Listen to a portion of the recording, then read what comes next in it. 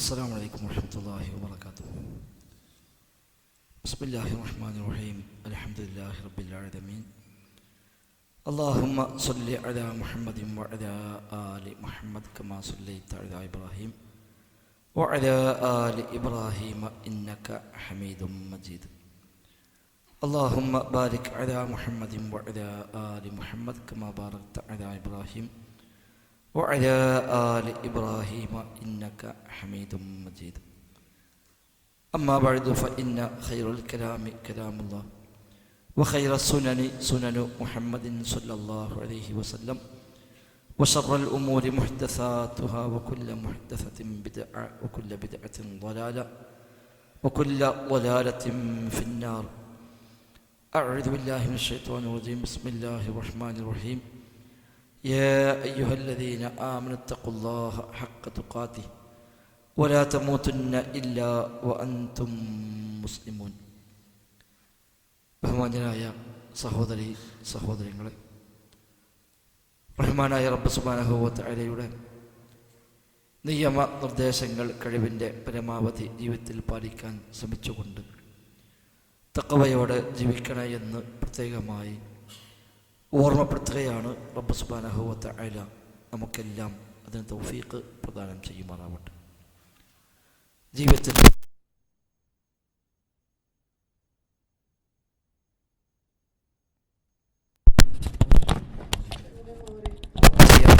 പ്രത്യേകമായി പറഞ്ഞേൽപ്പിച്ച വസിയത്ത് ചെയ്ത ധാരാളം സഹോദരങ്ങൾ അല്ലാഹു തആല എല്ലാവർക്കും ഖൈറും ബറക്കത്തും നൽകി അനുഗ്രഹിക്കുമാറാവട്ടെ. രോഗികൾക്ക് അല്ലാഹു ശിഫ പ്രദാനം ചെയ്യുമാറാവട്ടെ. നമ്മിൽ നിന്ന് മരണപ്പെട്ടു പോയ മാതാപിതാക്കളും ബന്ധുമിത്രാദികളും മറ്റുമായ എല്ലാ വിശ്വാസികൾക്കും അല്ലാഹു തആല മഗ്ഫിറത്തും മർഹമത്തും നൽകി അനുഗ്രഹിക്കുമാറാവട്ടെ. പരിശുദ്ധ റമദാൻ അനുകൂലമായി സാക്ഷി പറയുന്ന ഭാഗ്യവാന്മാരിൽ നമ്മയെല്ലാം റബ്ബ് സുബ്ഹാനഹു വ തആല ഉൾപ്പെടുത്തുമാറാവട്ടെ. ആമീൻ. അടിസ്ഥാന ആദർശമായ ലാ ഇലാഹ ഇല്ലല്ലാഹ് എന്ന കലിമത്ത് തൗഹീദുമായി ബന്ധപ്പെട്ട ചില വിഷയങ്ങളാണ് സംസാരിക്കുവാനായി നിർദ്ദേശിക്കപ്പെട്ടിരിക്കുന്നത്. ഈ രംഗത്ത് നാം ചിലവഴിക്കുന്ന ഊർജവും സമയവും സമ്പത്തുമെല്ലാം സ്വാലിഹായ ഒരു അമലായി അല്ലാഹു സുബ്ഹാനഹു വ തആല നമ്മിൽ നിന്ന് ഖബൂലാക്കുമാറാവട്ടെ. ഇസ്ലാമിൻ്റെ അസ്ലാണ്, അടിസ്ഥാനമാണ് ലാ ഇലാഹ ഇല്ലല്ലാഹ്. പ്രപഞ്ചം മുഴുവനും സൃഷ്ടിക്കുകയും സംരക്ഷിക്കുകയും സംവിധാനിക്കുകയും ചെയ്യുന്ന ഏകനായ സൃഷ്ടാവായ അല്ലാഹു സുബ്ഹാനഹു വ തആല, അവനല്ലാതെ ആരാധനക്കർഹനായി മറ്റാരുമില്ല, അവൻ മാത്രമാണ് ഇലാഹ് എന്ന ലോകത്തേറ്റവും വലിയ സത്യത്തെയാണ് ലാ ഇലാഹ ഇല്ലല്ലാഹ് എന്ന കലിമത്ത് തൗഹീദ് ഉൾക്കൊള്ളുന്നത്. അവൻ മാത്രമാണ് ആരാധ്യനായിട്ടുള്ളവൻ യഥാർത്ഥത്തിൽ. കാരണം ലോകത്ത് മൊത്തമുള്ളത് ഒന്നുകിൽ സൃഷ്ടി അല്ലെങ്കിൽ സൃഷ്ടാവ് എന്നതാണ്. ഖാലിഖും മഖ്ലൂഖുമായ, റബ്ബും മർബൂബുമായ,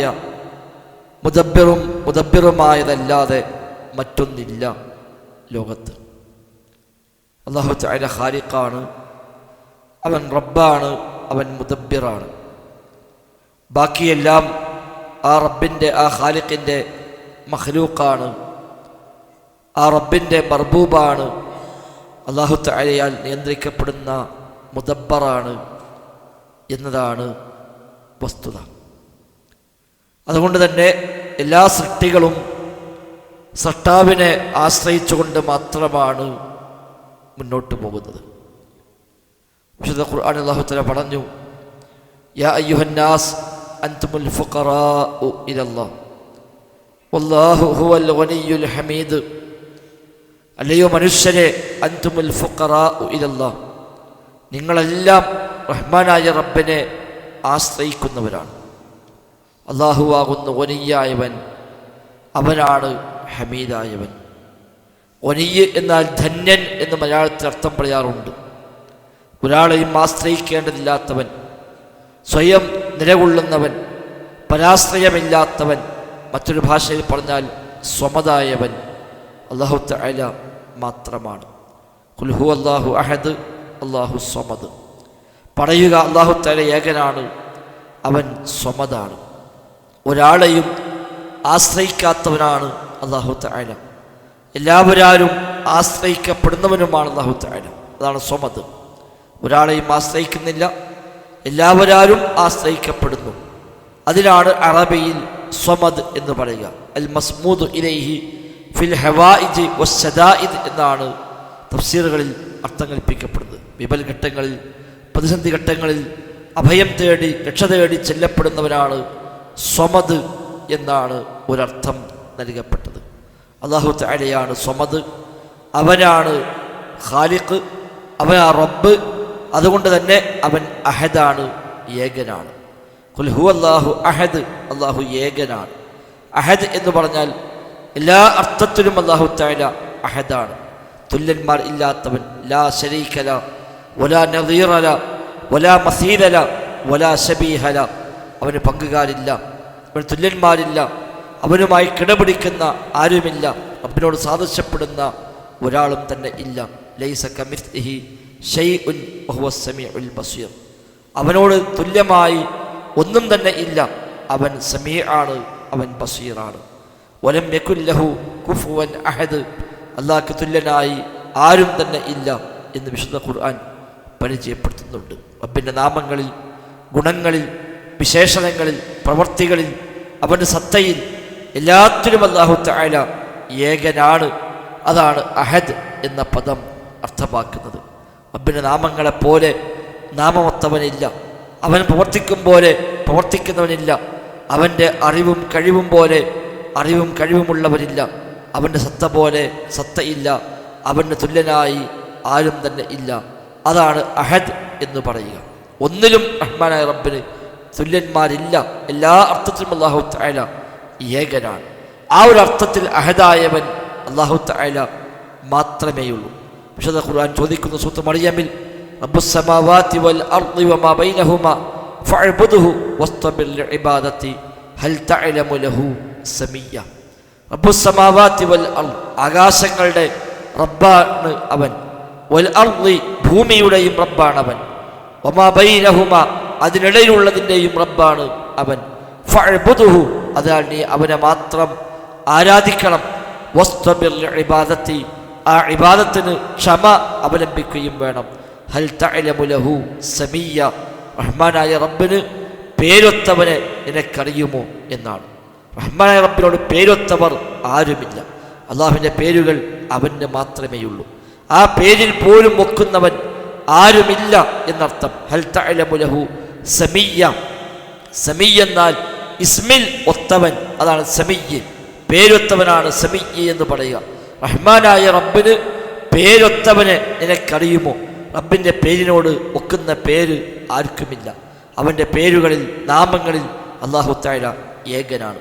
മനുഷ്യരുടെയോ മറ്റു സൃഷ്ടികളെയോ പേര് പോലെയല്ല അള്ളാഹുവിൻ്റെ പേര്. നമ്മുടെയൊക്കെ പേരുകൾ ഒരുപക്ഷെ പല മാനദണ്ഡങ്ങൾ നിശ്ചയിച്ച പേരുകളായിരിക്കാം. ഒന്നുകിൽ വാപ്പാൻ്റെ പേര് അതേപോലെ മക്കൾക്കിടുന്നു, അല്ലെങ്കിൽ വല്യപ്പാൻ്റെ പേരിടുന്നു. അതല്ലെങ്കിൽ കുടുംബത്തിൽ അറിയപ്പെട്ട ആളുണ്ടെങ്കിൽ അയാളുടെ പേര് ആ കുടുംബത്തിലെ പല ആളുകൾക്കും വരുന്നു. അതുമല്ലെങ്കിൽ മറ്റെന്തെങ്കിലും കാരണങ്ങൾ, ജനിച്ച സമയത്തെ, ജനിച്ച മാസത്തെ, അല്ലെങ്കിൽ ആ സമയത്തുണ്ടായ ഏറ്റവും വലിയ ചർച്ചയായ ഏതെങ്കിലും പേരുകൾ, സാമൂഹ്യ മാധ്യമങ്ങൾ ചർച്ചയായ ഏതെങ്കിലും പദങ്ങൾ, അതൊക്കെ വെച്ചുകൊണ്ടാണ് പലപ്പോഴും നമ്മുടെ നാട്ടിൽ പേരിടാറുള്ളത്. ആ പേരും ആ വ്യക്തിയും ഒരു പക്ഷേ യോജിക്കണം എന്നില്ല. കരീം എന്ന് പേരിടും. കരീമിന് ഔദാര്യവാൻ എന്നാണ് അർത്ഥം. ഒരുപക്ഷെ വലിയ പിശുക്കനായിരിക്കാം, എന്നാലും പേര് കരീം എന്നാണ്. ആദിൽ എന്നാൽ നീതിമാൻ എന്നാണ്. എല്ലാ അനീതിയും ചെയ്യുന്നവനും ആദിൽ എന്ന് പേരുണ്ടാവും. ഇങ്ങനെ വ്യത്യസ്തമായ പേരുകൾ സൃഷ്ടികൾക്ക് ഉണ്ടാവാറുണ്ട്. പേരും ആ പേരിടപ്പെട്ടവനും ഒരുപക്ഷെ സ്വഭാവത്തിൽ യോജിക്കണമെന്നില്ല. അല്ലാഹു തആല അങ്ങനെയല്ല. അല്ലാഹ് റഹീമാണെന്ന് പറഞ്ഞാൽ റഹ്മത്തുള്ളവൻ തന്നെയാണ്. അല്ലാഹു തആല അലീമാണെന്ന് പറഞ്ഞാൽ ഇൽമുള്ളവൻ തന്നെയാണ്. അവൻ്റെ പേരുകൾ മുഴുവനും അവൻ്റെ വിശേഷണങ്ങളെ അറിയിക്കുന്നു, സത്തയെയും അറിയിക്കുന്നുവെന്നാണ്. എല്ലാ നാമങ്ങളും റബ്ബിൻ്റെ സിഫത്തിനെയും അവൻ്റെ ദാത്തിനെയും അവൻ്റെ സത്തയെയും അവൻ്റെ വിശേഷണങ്ങളെയും അറിയിക്കുന്നുണ്ട്. വിശേഷണം അറിയിക്കാത്ത ഒരു നാമമില്ല. സിഫത്തില്ലാത്തൊരു പേര് അല്ലാഹു തആലക്കില്ല. അവൻ്റെ ഏതൊക്കെ പേരുണ്ടോ ആ പേരുകളെല്ലാം ഒരു വിശേഷണത്തെ ഉൾക്കൊള്ളുന്ന നാമമാണ്. ആ വിശേഷണമാവട്ടെ കാമിലാണ്, പരിപൂർണമായതാണ്, എല്ലാ അർത്ഥത്തിലും പരിപൂർണമായതാണ് ആ പേരുകളും ആ വിശേഷങ്ങളുമെല്ലാം. അടിമകൾക്ക്, സൃഷ്ടികൾക്ക്, മനുഷ്യർക്ക് ഒരുപക്ഷെ ആ സ്വഭാവം ഉണ്ടായാൽ പോലും അത് ഖാസിറാണ്, വളരെ പരിമിതമാണ്, മഹ്ദൂദാണ്, ഒരുപാട് പരിധികൾ നിശ്ചയിക്കപ്പെട്ടതാണ്. ഒരാൾക്കൊരു പക്ഷെ ആലിം എന്ന് പറഞ്ഞാൽ ഇൽമുണ്ട്, പക്ഷെ ആ ഇൽമ് വളരെ പരിമിതമായ അറിവ് മാത്രമേ ഉള്ളൂ. അത് അവസാനിക്കുന്ന ഇൽമാണ്, വളരെ തുച്ഛമായൊരു മേഖലയിൽ മാത്രമുള്ള ഇൽമാണ്. ഒരാൾ ആലിമാണെന്ന് പറയുമ്പോൾ ലോകത്തുള്ള എല്ലാ ഇൽമും അയാൾക്കുണ്ട് എന്നല്ല, ലോകത്തെ എല്ലാ കാലഘട്ടത്തിലും അയാൾ ഇൽമുള്ളവനായി തുടരുന്നുവെന്നല്ല. അയാൾ ജീവിച്ച കാലഘട്ടത്തിൽ, അയാൾ ജീവിച്ച നാട്ടിൽ, അയാളുടെ ഭാഷയിൽ, അയാൾക്ക് പരിചയമുള്ള മേഖലയിൽ തുച്ഛമായൊരു ഏരിയ അത് മാത്രമാണ് അയാൾക്കറിയുന്നത്. അല്ലാഹു തആല അലീമാണ് എന്ന് പറയുമ്പോൾ അങ്ങനെയല്ല, അത് കാമിലാണ്, പരിപൂർണമായ ഇൽമാണ്, ഒരു അഴിബുമില്ലാത്ത, ഒരു പോരായ്മയുമില്ലാത്ത ഇൽമാണ്, എല്ലാത്തിനെയും പൂർണ്ണമായും വലയം ചെയ്യുന്ന ഇൽമാണ്. അഹാത ബികുല്ലി ഷൈഇൻ ഇൽമ, എല്ലാത്തിനെയും അറിവിനാൽ വലയം ചെയ്തിരിക്കുന്ന അല്ലാഹു തആല എന്നാണ്. റബ്ബിന്റെ അറിവിൽപ്പെടാത്ത ഒന്നുമില്ല. ഏതു രാത്രിയും ഏതു പകലും ഏതു സമയത്തും ഏതു നാട്ടിലും എവിടെയും എന്തും നടക്കുന്ന എല്ലാം അല്ലാഹു തആല അറിഞ്ഞുകൊണ്ടിരിക്കുന്നു. യാ ബുനയ്യ ഇന്നഹാ ഇൻ തകു മിസ്ഖാല ഹബ്ബത്തിൻ മിൻ ഖർദൽ ഫതകും ഫീ സഖറ ഔ ഫിസ് സമാ ഔ ഫിൽ അർദി യഅതി ബിഹാ അല്ലാഹ് ഇന്നല്ലാഹ ലതീഫുൻ ഖബീർ. സൂറത്തുൽ ലുഖ്മാനിൽ ലുഖ്മാൻ സ്വല്ലല്ലാഹു അലൈഹി വസല്ലം മകന് നൽകിയ ഉപദേശങ്ങളായി അല്ലാഹു തആല പരിചയപ്പെടുത്തി. മോനെ, നീ ചെയ്യുന്ന കാര്യം എത്ര തുച്ഛമാണെങ്കിലും ശരി, കടുകുമണിയോളമാണെങ്കിലും ശരി, ആകാശങ്ങളിലോ ഭൂമിയിലോ പാറക്കുള്ളിലോ എവിടെ ചെന്ന് ചെയ്താലും ശരി, അതെല്ലാം അല്ലാഹു തആല കൊണ്ടുവരും. കാരണം അവൻ ലത്തീഫാണ്, അവൻ ഖബീറാണ്. അല്ലാഹുവിന്റെ ഇൽമുമായി ബന്ധപ്പെട്ട് പ്രയോഗിച്ച 4 പേരുകൾ അല്ലാഹു തആലക്കുണ്ട്. 1 അലീം, 2 ലത്തീഫ്, 3 ഖബീർ, 4 ഹക്കീം. ഈ 4ഉം റബ്ബിന്റെ അറിവിനെ സൂചിപ്പിക്കുന്ന നാമങ്ങളാണ്. അല്ലാഹു അലീമാണ്, ഇൽമുള്ളവനാണ്, അറിവുള്ളവനാണ്. ഖബീറാണ്, സൂക്ഷ്മജ്ഞാനിയാണ്, ഏത് കാര്യത്തെക്കുറിച്ചും സൂക്ഷ്മമായി അറിയുന്നവനാണ്. നമ്മുടെ അറിവ് ഒരു പക്ഷെ സൂക്ഷ്മമാകണമെന്നില്ല, ബാഹ്യമായ അറിവുണ്ടാകും. ഒരു അല്പം കൂടെ ആഴത്തിലേക്ക് ചോദിച്ചാൽ അതെനിക്കറിയില്ല, നിങ്ങൾ ഇന്നാളെ പോയി കാണൂ എന്ന് പറയും. അയാളിലേക്ക് എത്തുമ്പോൾ പക്ഷെ അയാൾക്ക് അല്പം കൂടെ അറിവുണ്ടാകാം. അതിനും അപ്പുറത്തേക്ക് ചോദ്യം ചെല്ലുമ്പോൾ അദ്ദേഹം പറയും അതെനിക്കറിയില്ല, ആ ഭാഗം ഞാൻ ആലോചിച്ചിട്ടില്ല, അത് ഞാൻ വായിച്ചിട്ടില്ല, പഠിച്ചിട്ടില്ല, അതിൻ്റെ മേഖലയല്ല എന്ന് പറയും. അല്ലാഹു തആല ഖബീറാണ്, ലോകത്തെ മുഴുവത്തെയും റബ്ബല്ലാത്ത ബാക്കിയെല്ലാം എല്ലാ മഖ്ലൂഖിനെയും കുറിച്ച് സൂക്ഷ്മമായി അറിയുന്നവനാണ് അല്ലാഹു തആല. ഹക്കീമാണ്, നിഗൂഢമായതിനെപ്പോലും അറിയുന്നവൻ അല്ലാഹു തആല. അതേ അർത്ഥമാണ് ലത്തീഫ്, അഗാധജ്ഞനാണ്, സൂക്ഷ്മമായി അറിയുന്നവനാണ്. 1 സൂക്ഷ്മമായി അറിയുന്നവൻ, 2 സൂക്ഷ്മമായതിനെ അറിയുന്നവൻ. ഏറ്റവും സൂക്ഷ്മമായതിനെ പോലും അല്ലാഹു തആല അറിഞ്ഞുകൊണ്ടിരിക്കുന്നു, മറ്റൊന്ന് ഏതിനെയും സൂക്ഷ്മമായി അറിഞ്ഞുകൊണ്ടിരിക്കുന്നു. ഇതെല്ലാം ഉൾക്കൊള്ളുന്നതാണ് റഹ്മാനായ റബ്ബിന്റെ ഇൽമ് എന്നത്. ആ ഇൽമിൽ അല്ലാഹു അഹദാണ്, ഏകനാണ്. അല്ലാഹു അറിയും പോലെ അറിയുന്നവരില്ല, അല്ലാഹു കാണും പോലെ കാണുന്നവരില്ല, അല്ലാഹു കേൾക്കും പോലെ കേൾക്കുന്നവരില്ല. കാഴ്ചയും അങ്ങനെ തന്നെയാണ്. നമ്മുടെ കാഴ്ചയെല്ലാം പരിമിതമാണ്, വ്യവസ്ഥകളുടെ ഉള്ളിലാണ്. അല്ലാഹു നിശ്ചയിച്ച കണ്ണ്, ഓരോ ജീവിക്കും അല്ലാഹു വെച്ച കണ്ണിന് ഓരോ സിസ്റ്റമുണ്ട്. ആ കണ്ണിൽ എത്ര കാണാൻ കഴിയുമോ അതേ കാണാനാകൂ, അതിനപ്പുറം കാണാൻ കഴിയില്ല. ആ കാഴ്ച നഷ്ടപ്പെട്ടാൽ അത് അവസാനിച്ചു, അതല്പം കുറഞ്ഞാൽ അത് അവസാനിച്ചു. നമ്മുടെ കണ്ണിന് മാക്സിമം ലിമിറ്റുണ്ട്, മിനിമം ലിമിറ്റുമുണ്ട്. അതിനപ്പുറമുള്ളതും കാണാൻ കഴിയില്ല, താഴെയുള്ളതും കാണാൻ കഴിയില്ല. ശക്തമായ ലൈറ്റ് അടിച്ചാൽ കണ്ണു ചിമ്മിപ്പോകും നമ്മൾ, അത് കാണാനുള്ള ശേഷി നമ്മുടെ കണ്ണുകൾക്കില്ല. ഈ നമ്മുടെ കണ്ണിനേക്കാൾ കാഴ്ചയുള്ള മറ്റു പല ജീവികളുമുണ്ട്. നമുക്ക് ഇരുട്ടിൽ കാണില്ല, വെളിച്ചത്തിൽ കാണും. തിരിച്ചുള്ള ജീവികളുണ്ട്, വെളിച്ചത്തിൽ കാണില്ല, ഇരുട്ടിൽ കാണും. ഇരുട്ടിലും വെളിച്ചത്തിലും ഒരുപോലെ കാണുന്നവരും ഉണ്ടായേക്കാം. അതേപോലെ നമ്മുടെ കാഴ്ചകൾക്ക് വ്യത്യസ്തങ്ങളായ പരിമിതികൾ ഉണ്ട്, ദൂരത്തിൻ്റെ പരിധിയുണ്ട്. അതേപോലെ അതിൽ പെടുന്ന വസ്തുക്കളുടെ അനുസരിച്ച് പരിമിതിയുണ്ട്. എല്ലാ വസ്തുക്കളും നമ്മളെ കണ്ണിൽ പെടുന്നില്ല. ഇവിടെയുള്ള വ്യത്യസ്തമായ ഇനങ്ങൾ, വ്യത്യസ്തമായ പൊടിപടലങ്ങൾ നമ്മുടെ കണ്ണിൽ പെടുന്നില്ല. വെളിച്ചവും നമ്മുടെ കണ്ണിൽ അത് ലിമിറ്റിനപ്പുറത്തേക്ക് ആ കണ്ണുകൊണ്ട് താങ്ങാൻ കഴിയുകയില്ല. അല്ലാഹു തആലക്ക് ഈ വ്യവസ്ഥകളൊന്നുമില്ലാത്ത കാഴ്ചയാണ്, കേൾവിയാണ് റബ്ബിനുള്ളത്.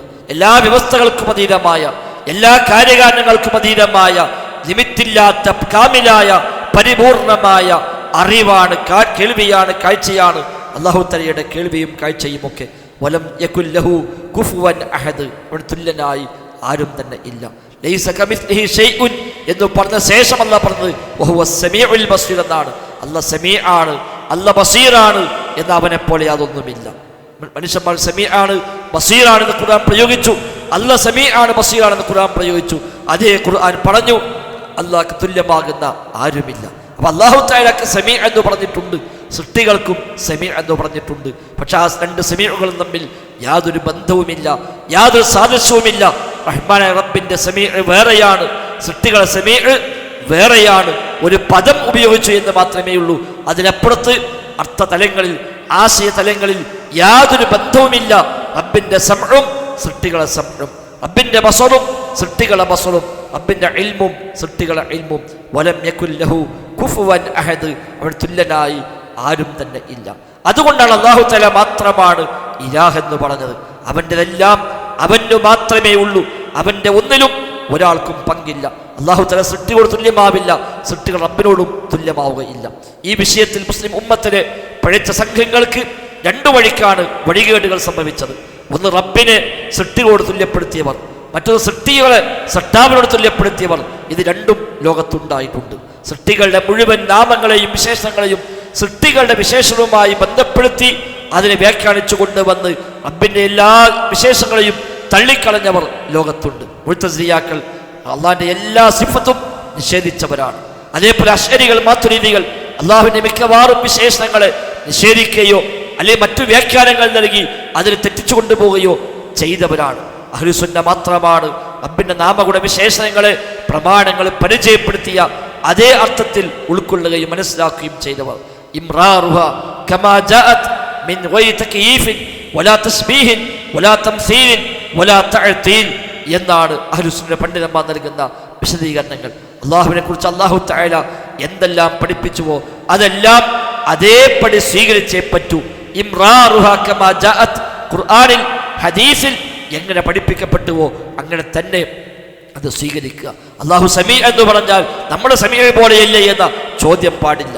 നമ്മുടെ സമീ എന്ന് പറഞ്ഞാൽ അള്ളാഹിന്റെ സമീ പോലെയല്ലേ എന്ന് അങ്ങോട്ടും ചോദിക്കാൻ പാടില്ല. അല്ലാഹു കേൾക്കുമെന്ന് പറഞ്ഞാൽ അത് കേൾക്കുമെന്നല്ല എന്ന അർത്ഥം മാറ്റിക്കൊണ്ടുപോകാനും പാടില്ല. അല്ലാഹു കേൾക്കുമെന്ന് പറഞ്ഞാൽ നമ്മൾ കേൾക്കും പോലെയാണ് എന്ന് പറയാനും പാടില്ല. ഒരു നിലക്കും റബ്ബിന്റെ നാമഗുണ വിശേഷണങ്ങളെ സൃഷ്ടികളേതുമായി സാദൃശ്യപ്പെടുത്തുവാനോ താരതമ്യം ചെയ്യുവാനോ ഉപമകൾ പറയുവാനോ രൂപം പറയാനോ ഒന്നും പാടില്ല എന്നാണ്. ഇമാം മാലിക് റഹിമഹുല്ല ഇമാമു ദാരിൽ ഹിജ്റ എന്ന സ്ഥാനപ്പേരിൽ അറിയപ്പെട്ടവരാണല്ലോ. മദീനയിലെ ഇമാം എന്ന സ്ഥാനപ്പേരാണ് ഇമാം മാലിക്കിന് കഴിഞ്ഞ 1200 വർഷമായി മുസ്ലിം ഉമ്മത്ത് നൽകിയ വിളിപ്പേര്. മദീന പള്ളിയിൽ നബിതങ്ങളുടെ മിമ്പറിന്റെ ഭാഗത്ത് നബിതങ്ങളുടെ ഖബറിന്റെ ഇടതുഭാഗത്തായി ഇരുന്നു കൊണ്ടാണ് അദ്ദേഹം ക്ലാസ് എടുക്കുമായിരുന്നത്. ആ ഇമാം മാലിക് റഹിമഹുല്ലയോട് ഒരാൾ വന്ന് ചോദിക്കുന്നു, അർ-റഹ്മാനു അലൽ അർശി ഇസ്തവാ എന്ന ആയത്ത് പറയുമ്പോൾ അയാൾ ചോദിക്കുകയാണ് കൈഫൽ ഇസ്തിവാ. അർ-റഹ്മാൻ അലൽ അർശി ഇസ്തവാ, റഹ്മാനായ റബ്ബ് അർശിൽ ഉപവിഷ്ടനായിരിക്കുന്നു. വിശുദ്ധ ഖുർആനിൽ 7 പ്രാവശ്യം ആവർത്തിച്ചു വന്ന വചനങ്ങളാണ്. ഈ ഒരു മനുഷ്യൻ ചോദിക്കുകയാണ് കൈഫൽ ഇസ്തിവാ, എങ്ങനെയാണ് അല്ലാഹു തആല ഉപവിഷ്ടനാവുക? ഇമാം മാലിക് റഹിമഹുല്ലാ ഫഅത്റഖ മാലികുൻ റഅസഹു, ഇമാം മാലിക് റഹിമഹുല്ലാ തല താഴ്ത്തിയിരുന്നു. കാരണം ആ ചോദ്യം ഒരു പുതിയ ചോദ്യമാണ്, ഒരു ബിദ്അത്തിന്റെ തുടക്കമാണ്. നബി തങ്ങൾ ഈ ആയത്തോതി പഠിപ്പിച്ചപ്പോൾ സ്വഹാബിമാരും ചോദിക്കാത്ത ചോദ്യം, സ്വഹാബിമാർ ഇത് പഠിപ്പിക്കുമ്പോൾ താബഈങ്ങൾ ചോദിക്കാത്തൊരു ചോദ്യം, പുതിയ ചോദ്യം അവിടെ തുടക്കമിടുകയാണ്. അതൊരു ഫിത്നയുടെ ആവിർഭാവമായി ഇമാം മാലിക് റഹിമഹുല്ലാ മനസ്സിലാക്കുന്നു. അദ്ദേഹത്തിന് സഹിക്കാൻ കഴിയുന്നില്ല, തലയും താഴ്ത്തി അദ്ദേഹം ഇരിക്കുന്നു. അദ്ദേഹത്തിന്റെ മുഖത്ത് ഭാവമാറ്റങ്ങൾ പ്രകടമാകുന്നു. അല്പം കഴിഞ്ഞ് അദ്ദേഹം തല ഉയർത്തി ചോദ്യകർത്താവിനോട് ഉത്തരം പറയൽ ബാധ്യതയാണ് ഒരു ആലിമ് എന്ന നിലയ്ക്ക്. അതല്ലെങ്കിൽ ആ ചോദ്യത്തിന് ഉത്തരമില്ല എന്നൊരു പക്ഷേ തെറ്റിദ്ധരിച്ചേക്കാം. ഇമാം മാലിക് റഹിമഹുല്ലാ പറഞ്ഞു, അൽ ഇസ്തിവാഉ മഅലൂം വൽ കൈഫു മജ്ഹൂൽ വൽ ഈമാനു ബിഹി വാജിബ് വസ്സുആലു അൻഹു ബിദ്അ അഖ്രിജു ഹാദാ റജുൽ ഇൻ അറാഹു ഇല്ലാ റജുല സൂ. അൽ ഇസ്തിവാഉ മഅലൂം, ഉപവിഷ്ടനാവുക എന്ന് പറഞ്ഞാൽ അറിയപ്പെട്ട കാര്യമാണ്. വൽ കൈഫു മജ്ഹൂൽ, എങ്ങനെയാണ് എന്നത് അറിയില്ല. അല്ലാഹു തആല എങ്ങനെ നമുക്കറിയില്ല. അല്ലാഹുവിന്റെ ഒരു നാമത്തെയും എങ്ങനെയാണ് നമുക്കറിയില്ല, അവന്റെ വിശേഷണങ്ങളെയും എങ്ങനെയാണ് നമുക്കറിയില്ല.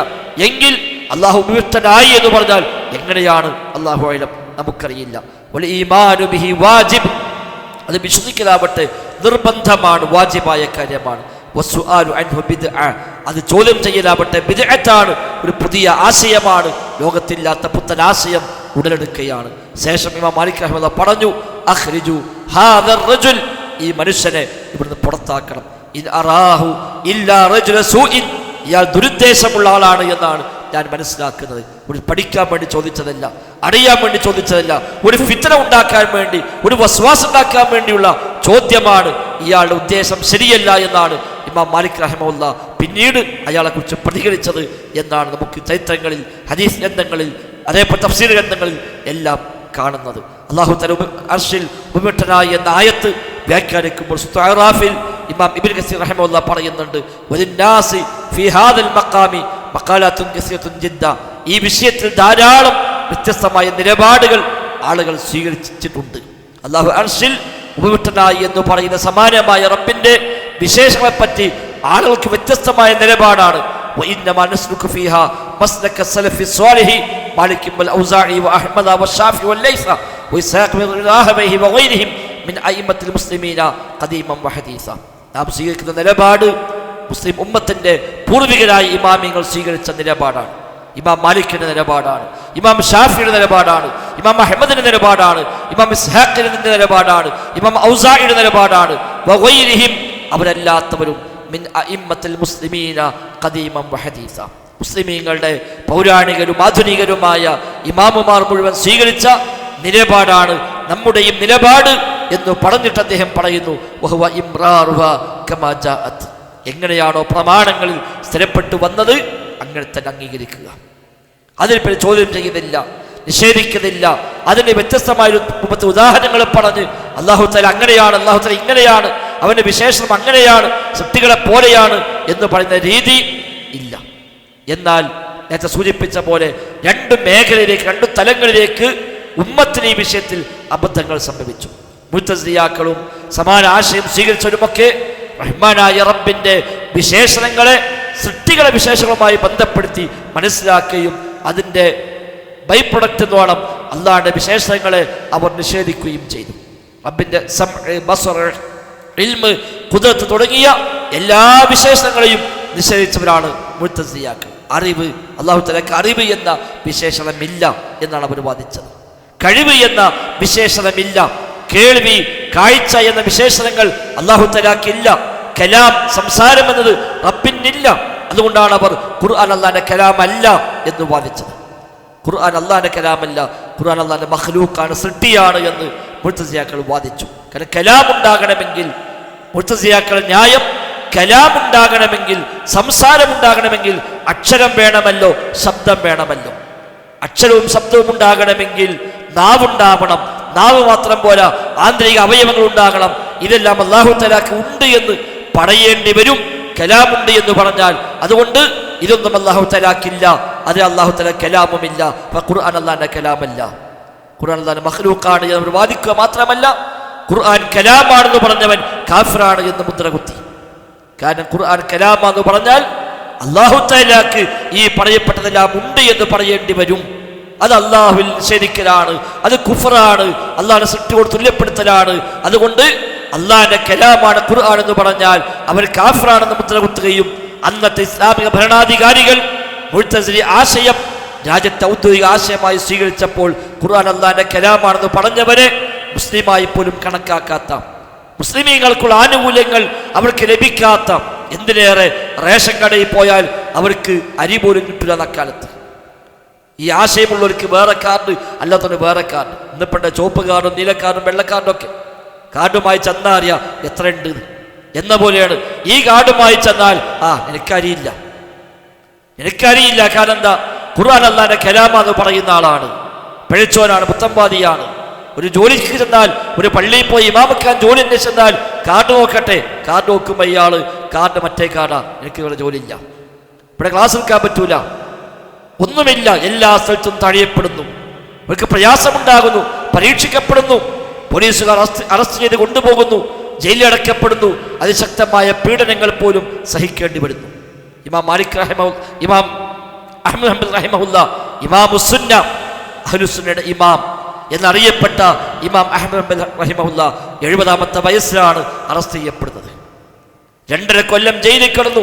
ഖുർആൻ അല്ലാഹുവിന്റെ കലാമാണ് എന്ന് വാദിച്ചതിന്, ഖുർആൻ അല്ലാഹുവിന്റെ കലാമാണെന്ന് വാദിച്ചതിന് 2.5 കൊല്ലം 70 വയസ്സിൽ അറസ്റ്റ് ചെയ്യപ്പെട്ട് 72 വരെ 2.5 കൊല്ലം അദ്ദേഹം ജയിലിൽ അടക്കപ്പെട്ടവരാണ്.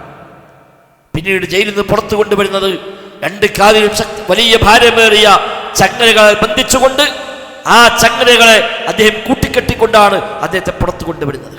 ജുമുഅയ്ക്ക് ശേഷം പരസ്യമായി പള്ളിക്ക് മുമ്പിൽ വെച്ചുകൊണ്ടാണ് വിചാരണ ചെയ്യുന്നത്. ഭരണാധികാരിയുടെ മുമ്പിൽ വെച്ച് ഇമാം മാലിക്കിനെ പരസ്യമായി വിചാരണ ചെയ്യുകയാണ്. ചാട്ടവാറ് കൊണ്ട് അടിക്കാൻ 2 ഭാഗത്തും ആള് നിൽക്കുകയാണ്. വലത്തും ഇടത്തും ആള് നിർത്തി ചാട്ടവാറ് കൊണ്ട് മാറി മാറി അദ്ദേഹത്തെ അടിച്ചുകൊണ്ടിരിക്കുന്നു. കാലിൽ ചങ്ങലയുണ്ട്, 2 ഭാഗത്തും അടിക്കുന്നു. കുറെ അടിക്കുമ്പോൾ ഭരണാധികാരി പറയും അടി നിർത്തുക. നിർത്തിയിട്ട് ഭരണാധികാരി ചോദ്യം, എന്തിനാണ് അഹമ്മദ് സ്വയം നശിപ്പിക്കുന്നത്?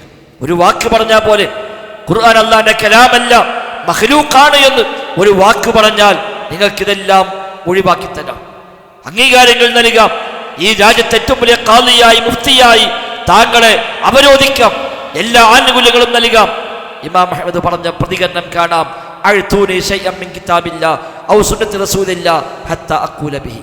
അല്ലാഹുവിന്റെ കിതാബിലോ റസൂലിന്റെ സുന്നത്തിലോ വല്ല തെളിവുമുണ്ടെങ്കിൽ തരൂ, ഞാൻ പറയാം, ഇല്ലെങ്കിൽ പറയാൻ കഴിയില്ല. ഇബ്നു കസീർ റഹിമഹുല്ലാഹ് അൽ ബിദായത്ത് വന്നിഹായ എന്ന ചരിത്ര ഗ്രന്ഥത്തിൽ വളരെ വിശദമായി ആ സംഭവങ്ങളെ വിവരിക്കുന്നുണ്ട്. പിന്നെയും അടിക്കുന്നു ചാട്ടവാറ് കൊണ്ട്, പിന്നെയും ഇടയ്ക്ക് നിർത്തി ചോദിക്കുന്നു, എന്തിനാണ് അഹ്മദ് താങ്കൾ ഇങ്ങനെയൊക്കെ പ്രയാസപ്പെടുന്നത്? ഒരു വാക്ക് പറഞ്ഞാൽ മതി, ഖുർആൻ അല്ലാഹുവിന്റെ കലാമല്ല എന്ന് പറഞ്ഞാൽ മതി.